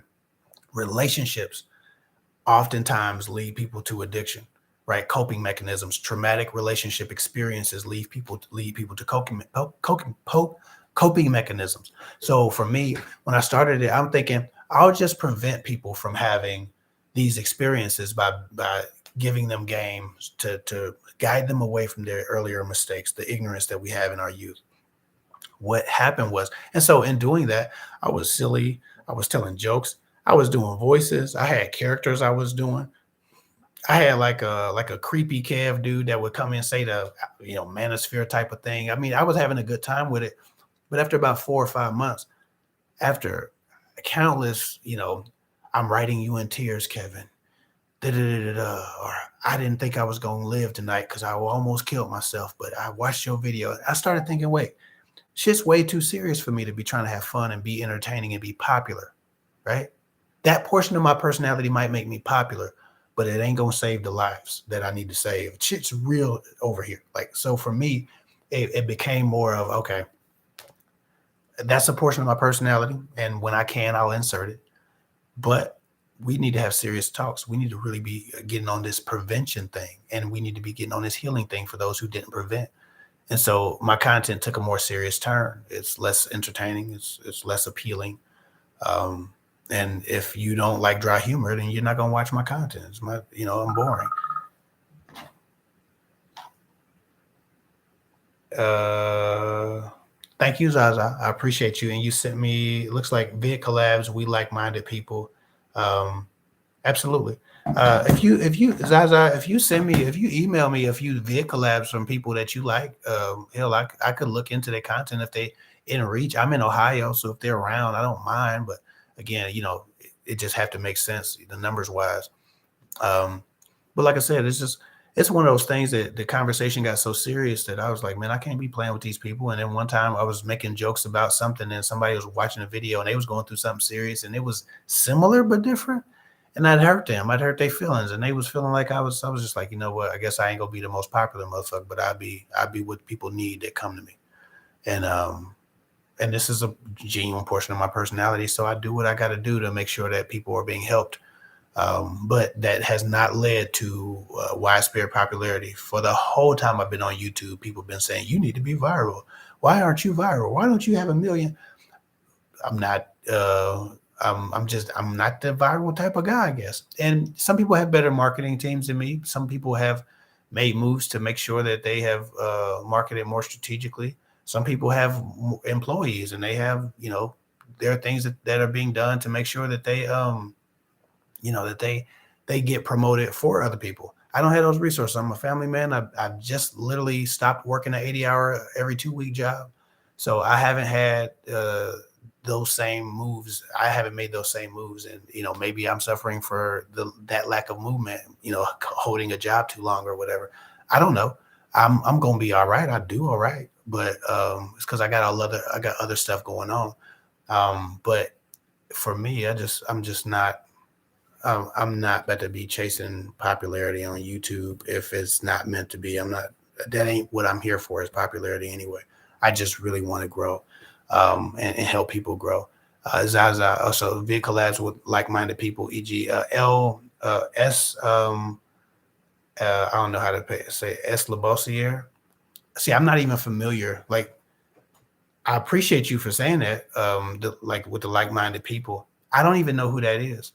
I don't watch. I don't watch. I don't watch YouTube about relationships, and I think another portion of why views are down, not only in the relationship genre but overall in YouTube. Like 5 years ago, when I first started, 5 years ago, people are so busy on TikTok watching dumb shit. Yes, they are. Uh, 5 years ago, or five, maybe 6 years ago, I don't know how long I've been here now. But when I first started, it was maybe 20 or 30 black males on YouTube, on the whole YouTube, like the entire YouTube. It might have been like 20 or 30 black males trying to help women on YouTube. There might have been 20 or 30 black women trying to help women on YouTube, right? And those were the notable people. And all you had to do is be consistent, and the cream rises to the top. So within a year and a half, I was one of the top 10, right? And it was easy to be that because it was not a lot of people. Well, in the podcast era, we thought everybody was going to get on a microphone and we were going to be listening to audio files of people talking podcasts, and everybody's doing video podcasts. Now, everybody that owns a damn microphone and a camera is talking about dating and relationships. So not only is my audience, trying to get some gain from me and whomever they might have liked on YouTube before me, who might be better or worse, who knows? But now every damn time they turn on Instagram, Shade Room, Baller Alert, Spiritual World, whoever else got a $5 or $6 million media channel on Instagram or a page, is showing them random people with a podcast microphone giving shitty ass dating advice. It's just like literally a million people that started giving dating advice, and most of these people don't even have successful relationships. So by the time a person sees my video on a Tuesday night or a Thursday night, they're exhausted with the dating conversation. They're exhausted, and I don't blame them. I don't blame them. They're exhausted. I'm exhausted. Fun fact: you mentioned E.G. Or you mentioned, I'm sorry, S. Labossiere. I'm sure that's a wonderful individual, but I do not know who that person is because I don't be watching dating content because I'm exhausted.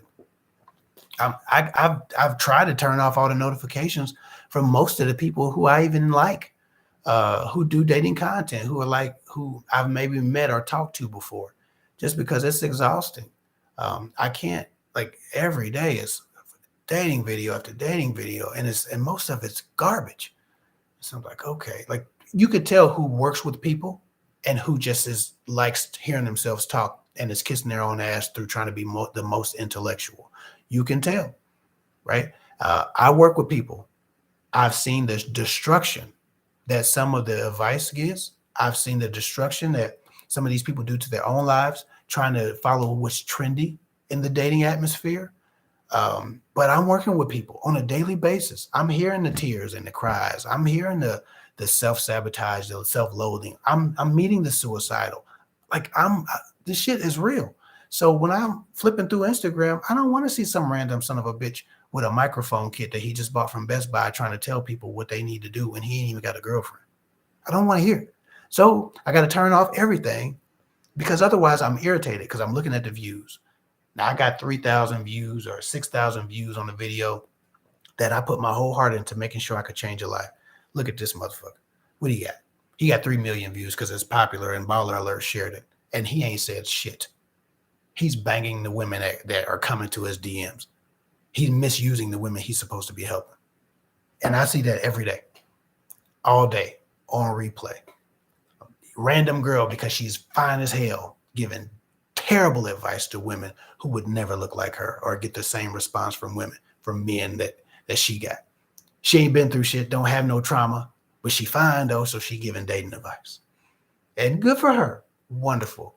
It's your prerogative. You can be anything you want to be on the internet. I've taken advantage of that, but I have a certain amount of integrity, I like to believe. But it is extremely frustrating for any person of integrity to watch the world burn around them and watch that be viral. And then look at your shit and your shit just like smoking. It's diminishing. And for me, it would feel like a disrespect to myself if, in a year from now, it was still doing that and I'm still hanging on by a thread, getting 200 views with 400,000 subscribers. The hell with all of that. So that's kind of where I'm at. But I'll never stop coaching. I'll probably coach until I'm old and gray. I would hope to. I just need to find out how to sell those coaching packages to people, which is why I'm doing kevhick's financial education, learning how to utilize my sales funnels like I have before in a more proficient way with ad dollars to sell to a cold audience, a coaching package or coaching calls, because I really care about that portion of it. I'm very passionate about that. There's no comparison in my coaching. It's just me and another person trying to figure out how to get the best result for their lives. I'm extremely passionate about that. So I'll never stop that. I don't care what I end up doing. But as far as being a YouTuber, I've never been passionate about YouTube. In fact, I have a little bit of anxiety before every video. I got to kind of force myself to record, not because I don't believe in what I'm saying, but because I'm not I'm just not here for the cloud. I'm not doing it for cloud. I'm hoping that the energy I give is reciprocated with people applying it to their lives or with people watching the video instead of saying, I'll watch it later. And then 2 years from now, you're like, damn, did Kevin, did he still watch me? Did he still make videos? That's so irritating. Like, yeah, I'm still here. I still make them. And you still single and you still need some help. You still watching that garbage, but you watching them motherfuckers on TikTok with no girlfriend who's probably trying to tap you in his DM. That type of stuff is frustrating. So that's just where I be at. And again, I'm not supposed to be saying any of this. I'm supposed to be like, oh no, I got it all together. I don't give a fuck about that. Um, let me see what this guy say. I appreciate you, Jay. You in there doing God's work. You deleting people's messages and whatnot, who getting out of line. Uh, Sex Fine Pro, some porn people up in here. Um, some of the most famous entertainers had anxiety before performing. MJ, Elvis, Freddie Mercury. Yeah, I get a little bit of anxiety. What y'all don't understand is, and what y'all haven't known, and a lot of people haven't caught, is I'm an extreme introvert. I'm a type of person. I'm an ambivert. So I can perform as an extrovert, and I still need a nap afterwards, and I still feel drained afterwards. I have charisma, and I'm extremely confident, so I have no fear of people. So I appear to be an extrovert, but I'm actually a severe introvert. So I before lives, like I had to I just do a breathing exercise, like get my shit together, calm myself down. I don't want my heart rate going up. Before I record, I got to kind of sit in silence and like gather myself, not because I have anxiety about fear or anything like that. It's just the presentation of self is something that I don't really have to do. I'm not passionate about performing. I'm passionate about helping. I volunteered at a women's shelter and worked at a mental health facility. I'm a YouTuber too, so I feel this rant. Yeah, yeah. You trying to do your best to help people. You trying to do your best to be somebody within the realm of your purpose. You're trying to honor God with the life you live, and you watch people right. If I had a stripper right here in front of this line, and if instead of a line, it was a woman that I just paid $10 an hour to shake her butt while I talked, I would be viral. But when I'm just giving women advice, nothing. Or if I was saying terrible things about women, y'all with modern women need to suck some more dingling. If I was saying some bullshit to women, oh God, I'd be, y'all hear what he said? Share, this is ridiculous. The outrage would share, the love would share, the men who hate women and despise them, they would share. Everybody would be sharing it. But because I just gave you good advice, it's like, and I appreciate the like, but a like and a share are different. I got 2,300 shares last month. Most of the viral people are getting like 1 million shares. That's how that happens. That's how viral happens, is shares. So when we think about what's viral, most people just share stuff that triggers them. So to you, real life, and thank you for the super chat. To volunteer at a women's shelter, you're trying to do God's work, working at a mental health facility, being a YouTuber, trying to figure out how to make that grow. Y'all go support that woman, figure out what she's talking about. She might have something to say, but you trying to do your best to be a great person and make money doing good. And somebody gonna speed past you doing some bullshit and misguiding people. We don't do this we don't hold rappers to the same level. Some rappers can't even rap. But the more despicable the thing they say, the more popular they get, the sooner. We don't require greatness from the despicables. We require greatness from the compassionate. Perfection. Oh, you need to get, if you got braces, then you would be more famous. Really? Okay. That was up. Oh, if you was told more jokes, you'd be okay. That was up. Like, I'm not here for that. And so I'm here to help people. And that's just kind of where I'm at with that. Let me see. So you don't believe single people? Oh, look at this. I'm back to questions. So you don't believe single people can give good advice? They can identify toxic relationships versus healthy. Absolutely. I think single people can give good advice. I don't think that's the point I'm making, or I know that's not the point I'm making, but I understand how that could be misconstrued. I'm saying single men that are banging their subscribers are not operating in the same integrity as a man who's not benefiting from the programming that he's given a woman. That's all I'm saying.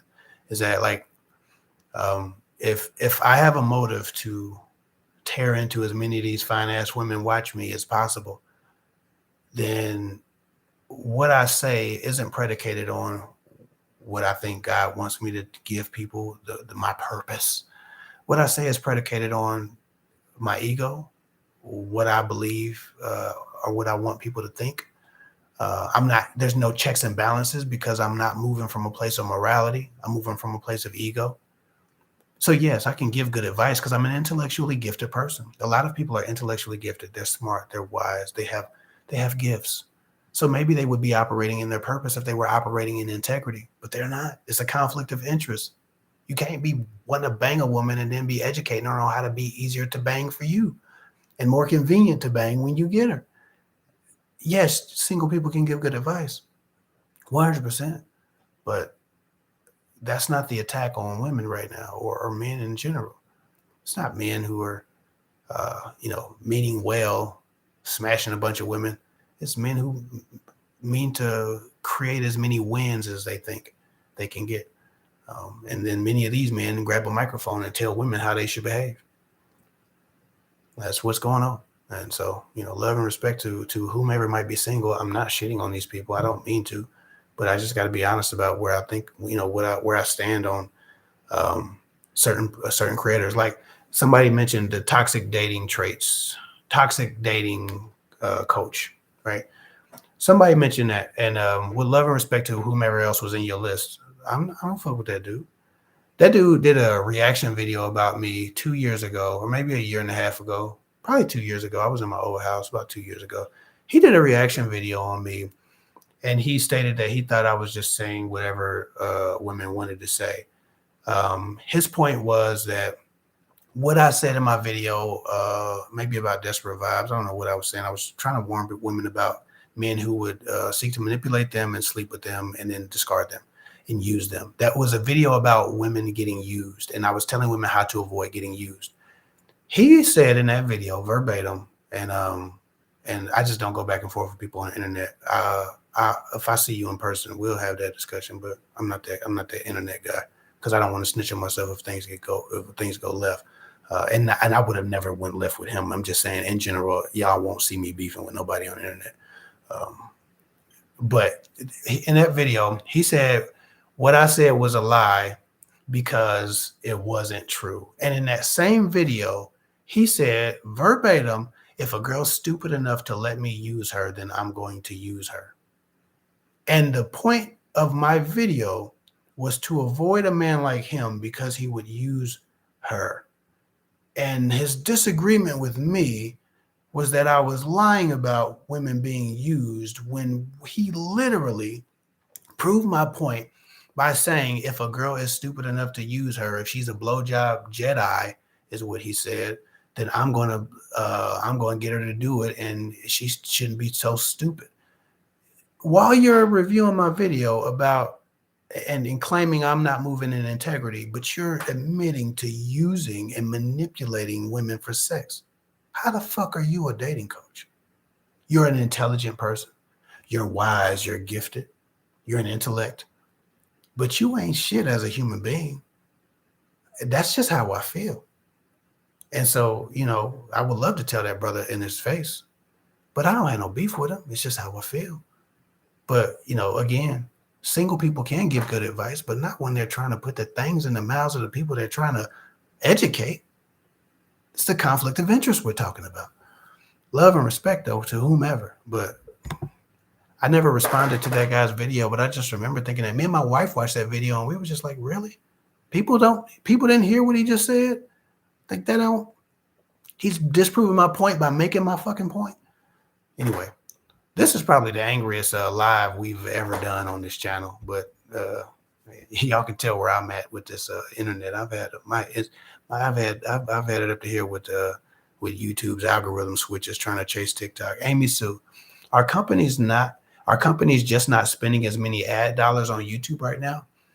I think that the company's ad budgets are being split between TikTok now, which has become a great contender. But YouTube and Google is still the largest search engine in the world. There's nobody even close to Google's search analytics.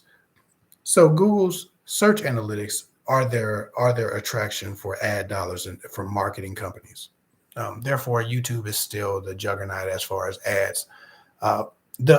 The only problem would be because most TikTok doesn't show enough ads, so I know they're not getting all the ad revenue. I mean, they show an ad here or there, and that has to be split between the 20 creators that you might see before that ad comes up. And TikTok pays absolute crumbs. That's why I've not really moved in the TikTok way Amy Sue. But I guess I will have to now if I want to, you know, maintain a social media presence. I might have to eventually go to TikTok. But she said her company's just not spending as many ad dollars on YouTube right now.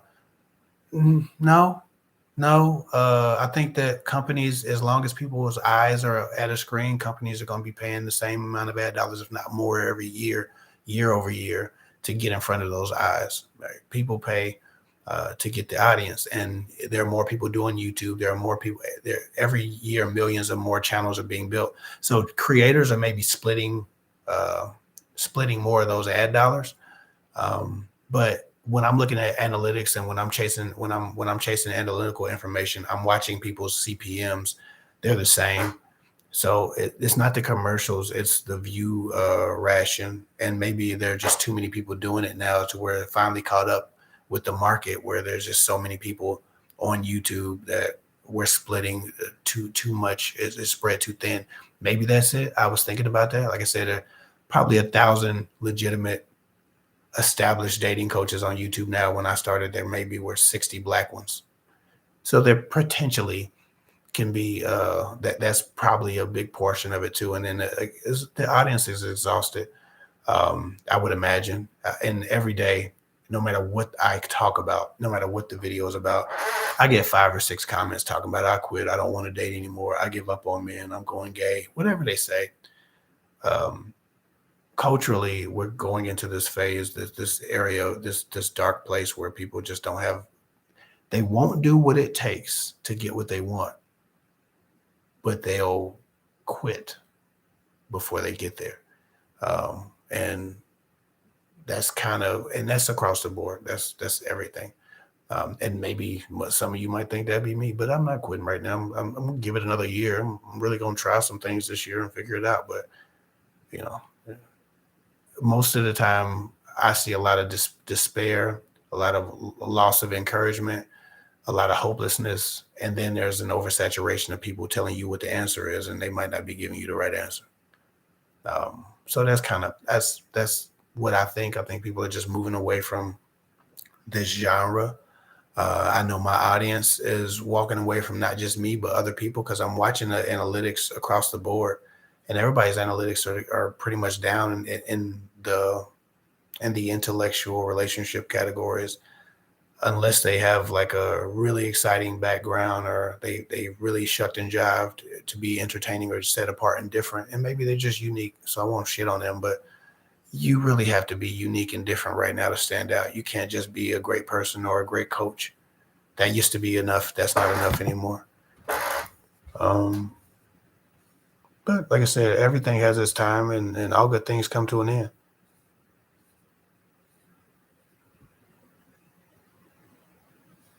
Somebody said, well, I would get followers if I was a guest on a big channel. I mean, I get followers, but yeah, YouTube is just, like I said, I got, uh,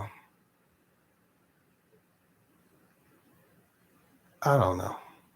Somebody said, Kev, you got to do shorts and to lead more viewers to your long form content.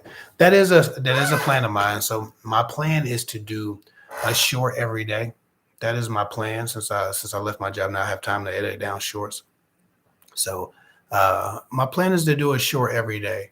And I guess we're gonna figure out and see if that works. I'm gonna give YouTube what they're asking for and see if there's some benefit to it.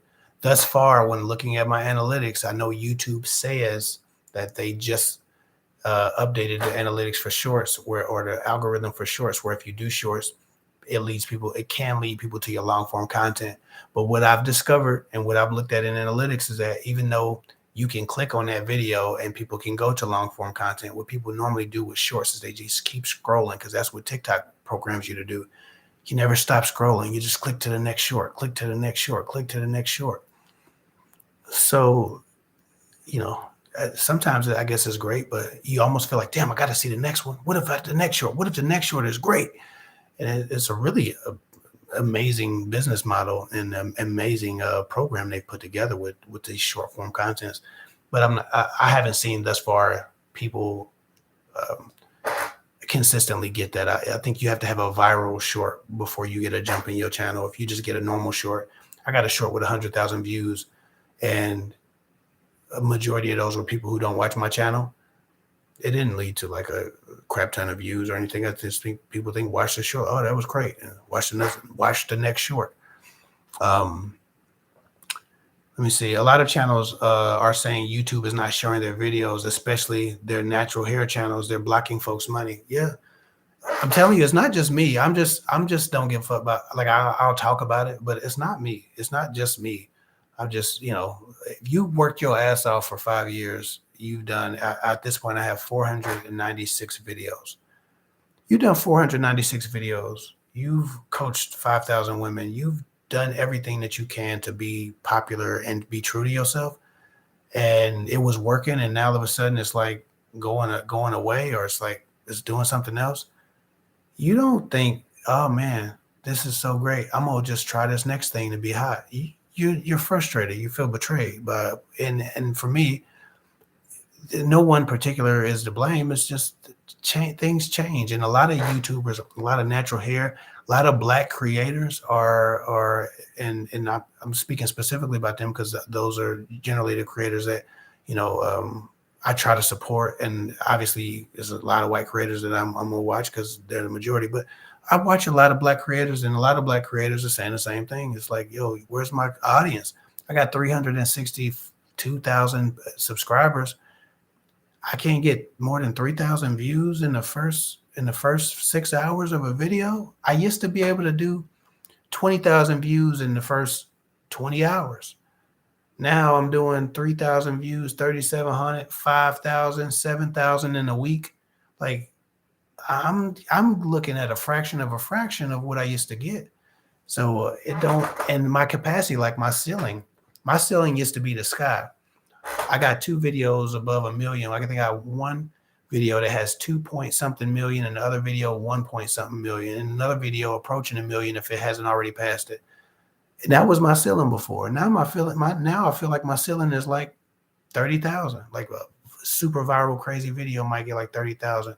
I got 100,000 views on a video in a month's time, like last month, and I was like shocked. I was like, how the hell did that happen? I've optimized the videos. I've done everything that the YouTube gods say do, and it don't be doing nothing. My audience don't know I made a video. That's what the legitimate truth is. YouTube is becoming more like Facebook, where, on Facebook, no matter how many followers you got, they want that money. They want you to pay $10 to show 10 more people. Y'all seen that thing on Facebook? Boost this post. You're like, I ain't even a creator. I just, like, it ain't even for you, but they be asking you to boost the post so more people can see it. Now 3,000 people follow you because you just been hot and you've been friendly, and now you got to boost the post to get a couple more hundred people to see it, when those people signed up to follow you and watch what you was doing and stay up on you. But they can't stay up on you because now they've monetized them to be able to stay up on you. They're giving you an audience, but it's a fake audience because they won't actually show those people. If 362,000 people who actually watch my content knew I had a new video up, then I would get at least 30,000 views a day on a video, or at least on the first day. 1% of those people, 10% of those people. We're not even getting those types of numbers. Those people don't watch my video. YouTube tells you how many people they showed it to. I think they start with like 5,000. They start with a very minute number. They don't just show your video to you, people who subscribe to you, which is why notifications are so important. But people don't normally, if you get the notification and then you don't look at it, YouTube don't be like, oh man, we're gonna show them again later. They be like, oh, you got the notification, you didn't watch it. You're supposed to be the super fan because you set the notifications. If you don't want to see it, this shit's some slaw. We ain't showing nobody. And so it'd be like that. And people just be at work. People be busy. People got to watch it later. YouTube don't give a damn. YouTube is looking for the most effective means to an end. And their end is try to keep people on the platform as long as possible. And you don't get to that by respecting people's subscribers, by notifying subscribers. You get to that by bombarding people with shit they've never even watched before just because you think it matches what they might watch. My For You page or browse page on YouTube is always a bunch of channels I've never seen in my damn life. I'm like, what's this shit? What's this shit? All day, every day. I'm like, what's this shit? What's this shit? But they think I'm gonna watch it, and I click through it because it's more natural than to go to the subscriber page of all the things I'm actually subscribed to. They put that in front of everything I've subscribed to. So then I have to be like, damn, who am I subscribed to again?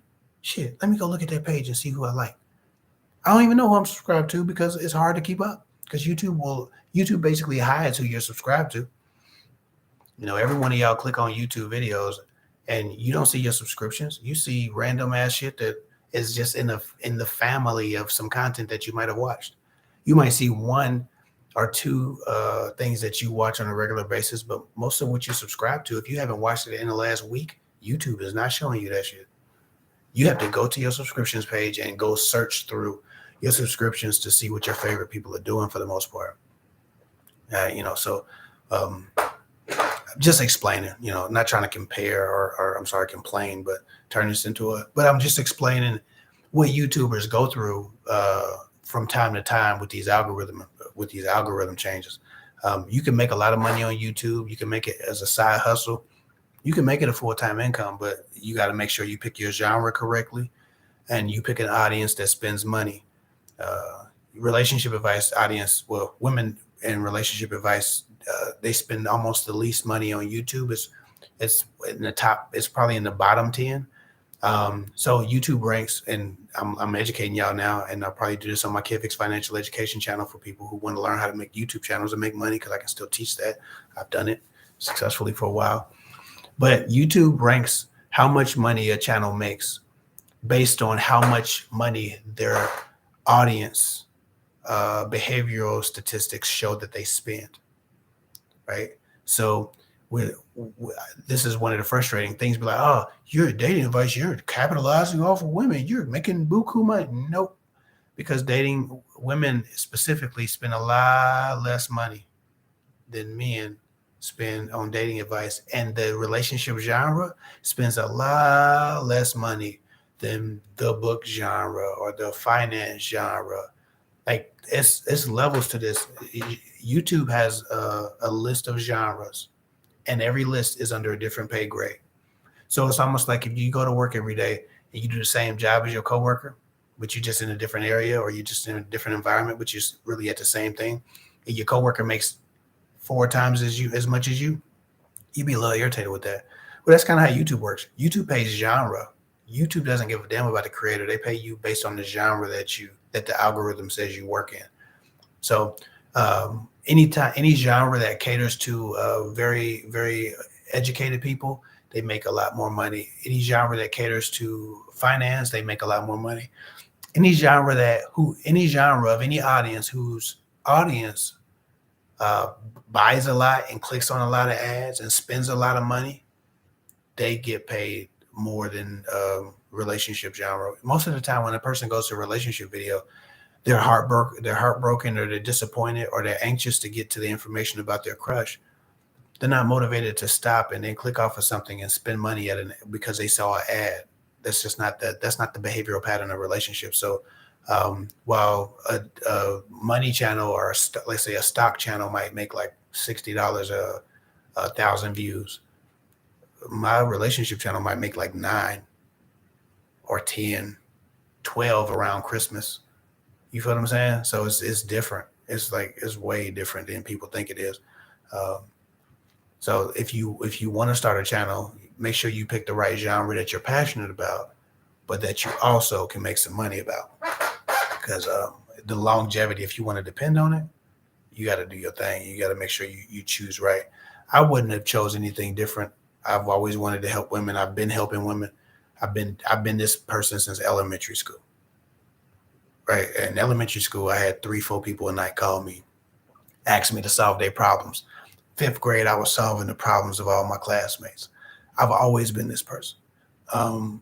So for me, it's not necessarily about getting rich, but it does need to give me back the energy I put into it. So that's just what that is.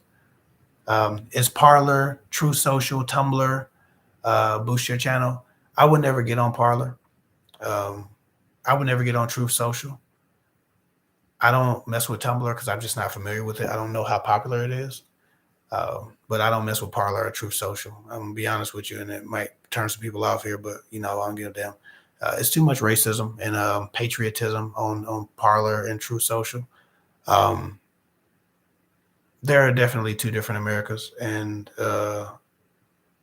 I'm not about to stand next to somebody who despises what I stand for, or who I might be, or who they think I might be, to do nothing.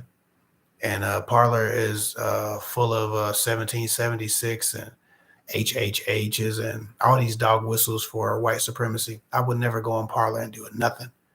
They can kiss my ass on Parler. With respect to whomever might be a Parler person in here, y'all can kiss my ass. Anyway, um, I'm serious about this black people shit. I'm really passionate about that. I almost started a black person channel, of like a black people family business channel. I did. But it's draining. I don't want to be drained. It's too hard and too exhausting sometimes to be black in this country. So I don't want to. I don't want to dig into it. But I be serious about my black people shit. Um, no offense. Um, and like I said, love and respect to whomever doesn't mean to be racist. But if you look around, like if you don't know parlors for racists and ultra patriots who think that being black means I'm less patriotic, and or not kissing police ass means I'm not patriotic, or all these different political assignments that we've given each other based on where we stand on the Black Lives Matter clause. Um, if you're on Parler and you haven't noticed it, it's because you haven't been looking or you've chosen not to see. Uh, you're only on there because it's different, it's free. But what are they free to do? What they've been censored from doing, and why they started Parler, is because they were saying, they were saying blatantly racist things on other social media, and they got removed. And so they created a place where they can be racist in public. That's what Parler was. Um, Let me get back to these. Somebody said F Parler. Sorry, y'all. Yeah, that's kind of where I'm at, man. Um, that's where I'm at with that. With Parler, love and respect, though. And I didn't mean to disrespect you, but man, listen, if you on Parler for the wrong reasons, you too, whomever is on Parler because they want to talk about the non-patriots. How the hell is somebody patriotic and they hate everything about this country? They hate the freedoms. They hate the people.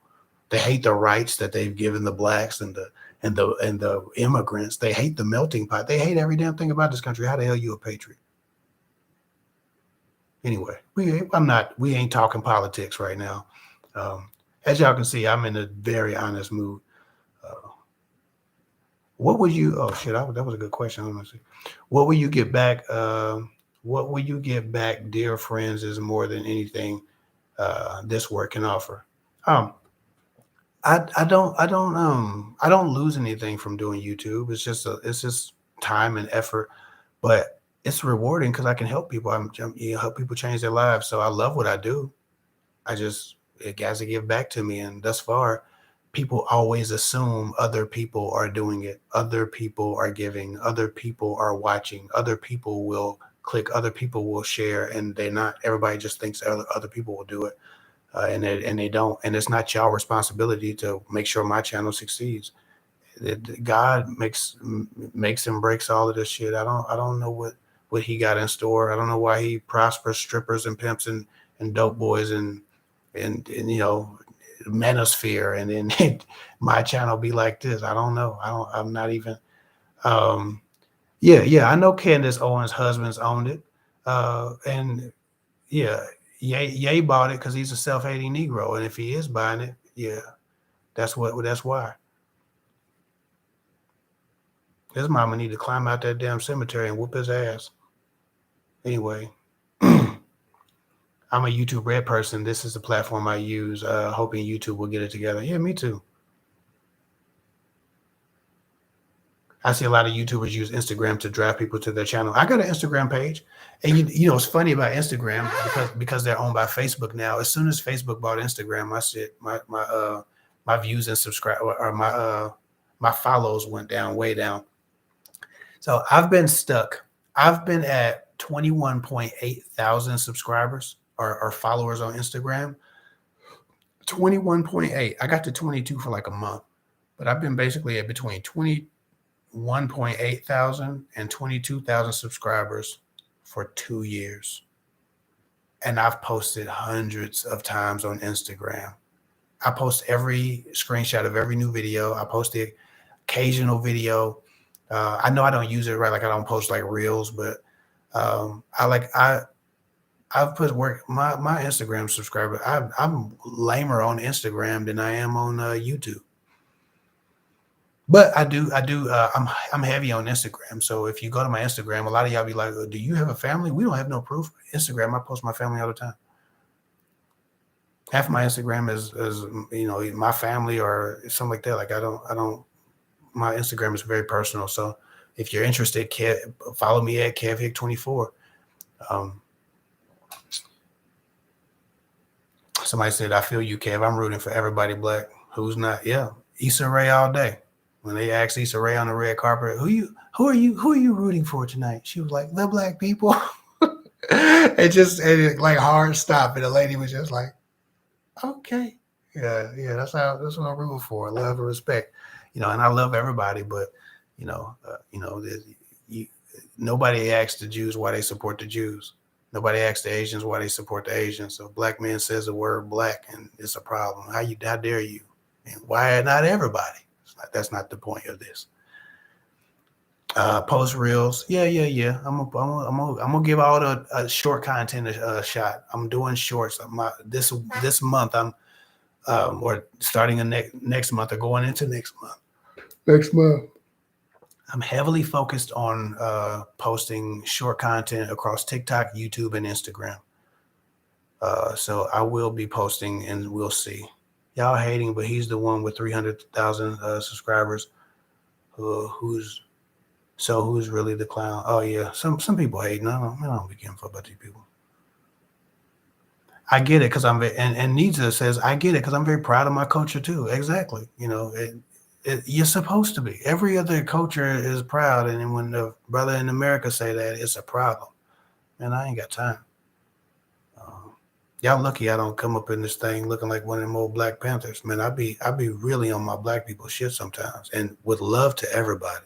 But I'm very passionate. I'm as passionate about this black people shit as I am about this other stuff. The only thing I won't do is I don't want to burden myself or weigh people down because most of this black people shit is an issue that needs to be solved.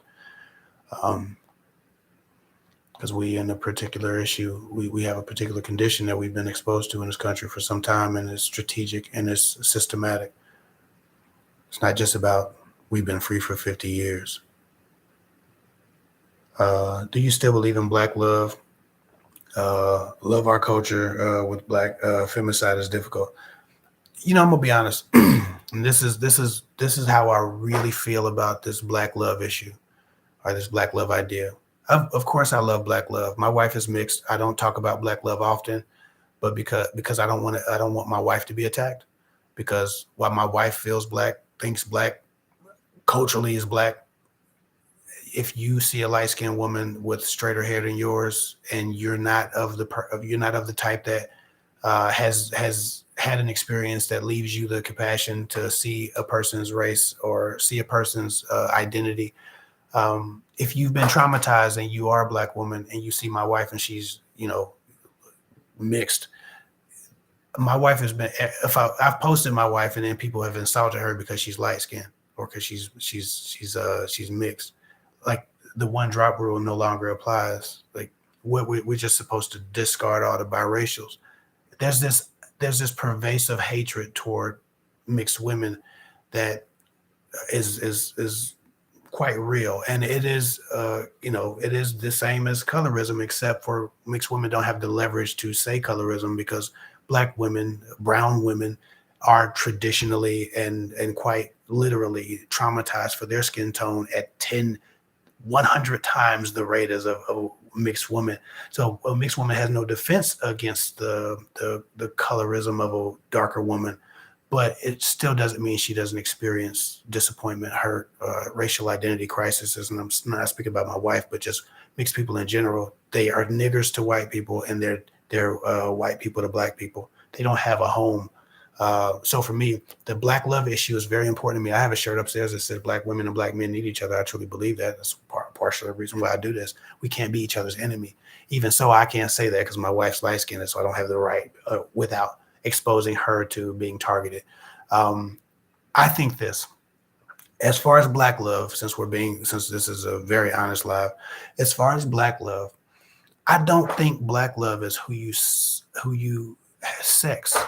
I don't think Black love is who you bang, who you go into the bedroom with. I think Black love is when two brothers go into a gas station and they meet eyes. They don't say, "What you looking at, nigga?" They say hi. Black love is when I see a brother shining, he got a nice car. I can look him in the face and say, "Hey man, you did that." And he ain't like, "Yeah, bitch, what you looking at? Yeah, look at your little shit." Black love is when a Black woman walks into a restaurant and sees a Black man and they're the only two in the room. She doesn't nod at the white man next to him and ignore him because she feels threatened. Black love is when a group of Black women see a group of Black men that they are not attracted to. They don't treat those Black men as if they're beneath them or they don't look right through them. Black love to me is when Black men talk of Black women across social media and worldwide. They do so with respect and adoration. Black love is considering other Black people. Black love is the nod that you give a brother to let him know that, hey, we the only two in here, but if it goes down, I got your back.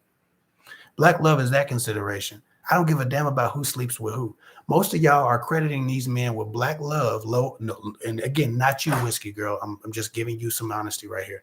Most people are crediting somebody with this Black love idea because they sleep with other brown people, but they ain't respecting them people. A lot of y'all say, "Oh, Black love," because you see some famous celebrity guy with a woman that's Black and he's rich, and when he get on, he leave your ass for a white girl. And that's the thing that we hear. That's the stereotype, right? You don't know that he's banged 30,000 women in his career. He's mishandled and abused and used up Black women.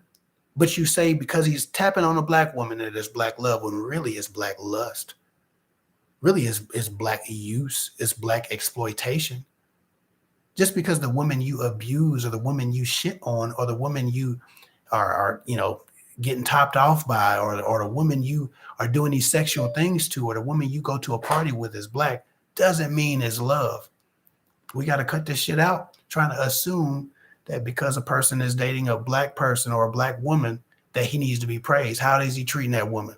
How many girlfriends has he had this year? How many Black women are hurt somewhere crying in a corner because they thought he had more for them than some D? We need to stop analyzing this shit based on two Black people stuck together. I would much rather a shitty man just be alone. And I would much rather a Black woman date a white man or a Black man that treated her well, that didn't give her dramatic generational trauma to pass down into her children. So yes, Black love is absolutely important. But we wouldn't need this idea of Black love if we didn't have as many drug dealers, rappers, murderers that come from this impoverished condition that the system creates and perpetuates and glues us to. Black love is not creating harm in any way to other Black people. That's what Black love is to me. Black love is a rapper shutting the fuck up instead of talking about how he killed another Black man. Right? That's what Black love means to me. Black love is the first rule of Black love to me is not bang a Black woman, it's to commit no harm to your people. That's what Black love is. And I'm not going in at you. I hope it don't feel like I'm going off at you, but that idea of Black love, that shit don't get us to where we think that it gets us. That don't get us there. Just bang a Black woman and you got Black love. That's not that, because most of y'all Black women got multiple babies daddies, or a man's got multiple babies mamas. So just Black sex ain't gonna get us there. So we got to cut that out. We need to start talking about how we treat each other when there's no sex involved, when there's no goal of sex, when there's no leverage, when I can't do anything for you, but I'm a brother and I'm in this room and I'm doing bad. When the Black woman's getting disrespected by some big ass security guard or some police is whooping her ass and ain't no Black man do nothing. He just stand by and watch, get the video camera out. Now Black love is, man, what the fuck you doing to that woman? She's from our community. Black love is what the Black Panthers were trying to do. Feeding their communities, building hospitals. It's not fucking Black women. Forgive me if it feels like I'm talking rough to you, but that's just where I'm at with that. And yes, dusty behavior comes in all races and cultures. And every race has a sector of their community that they despise because they're embarrassment and a disgrace. And love and respect to you again, Whiskey Girl. It was a great question, but Black love, I think the biggest issue for us in relationship to Black love is that it doesn't have anything to do with sex, and we always make it about who a man is sticking it in instead of what a man is doing for his community, how a man is affecting people he encounters. People will say, motherfucker told me I'm a colorist and I'm anti-Black. First of all my girlfriends have been dark-skinned. They just broke my heart. The first light-skinned girl I got, the first mixed girl I dated, oh, look at that.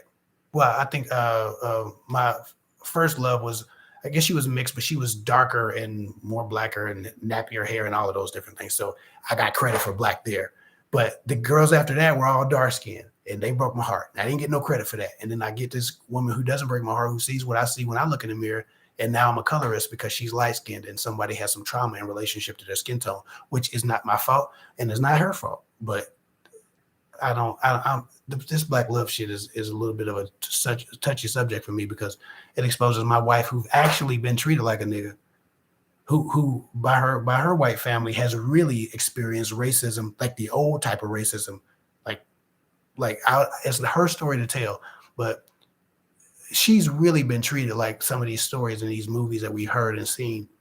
She's endured actual racism at the hands of whites, and because she's light-skinned, we would assume she hasn't been through anything. It's frustrating, but I understand, and the trauma that leads to that type of assumption, I'm against as well. So I don't even meet that fire with fire. I just try not to talk about Black love because I don't like my wife being attacked, and it makes me feel real disrespectful.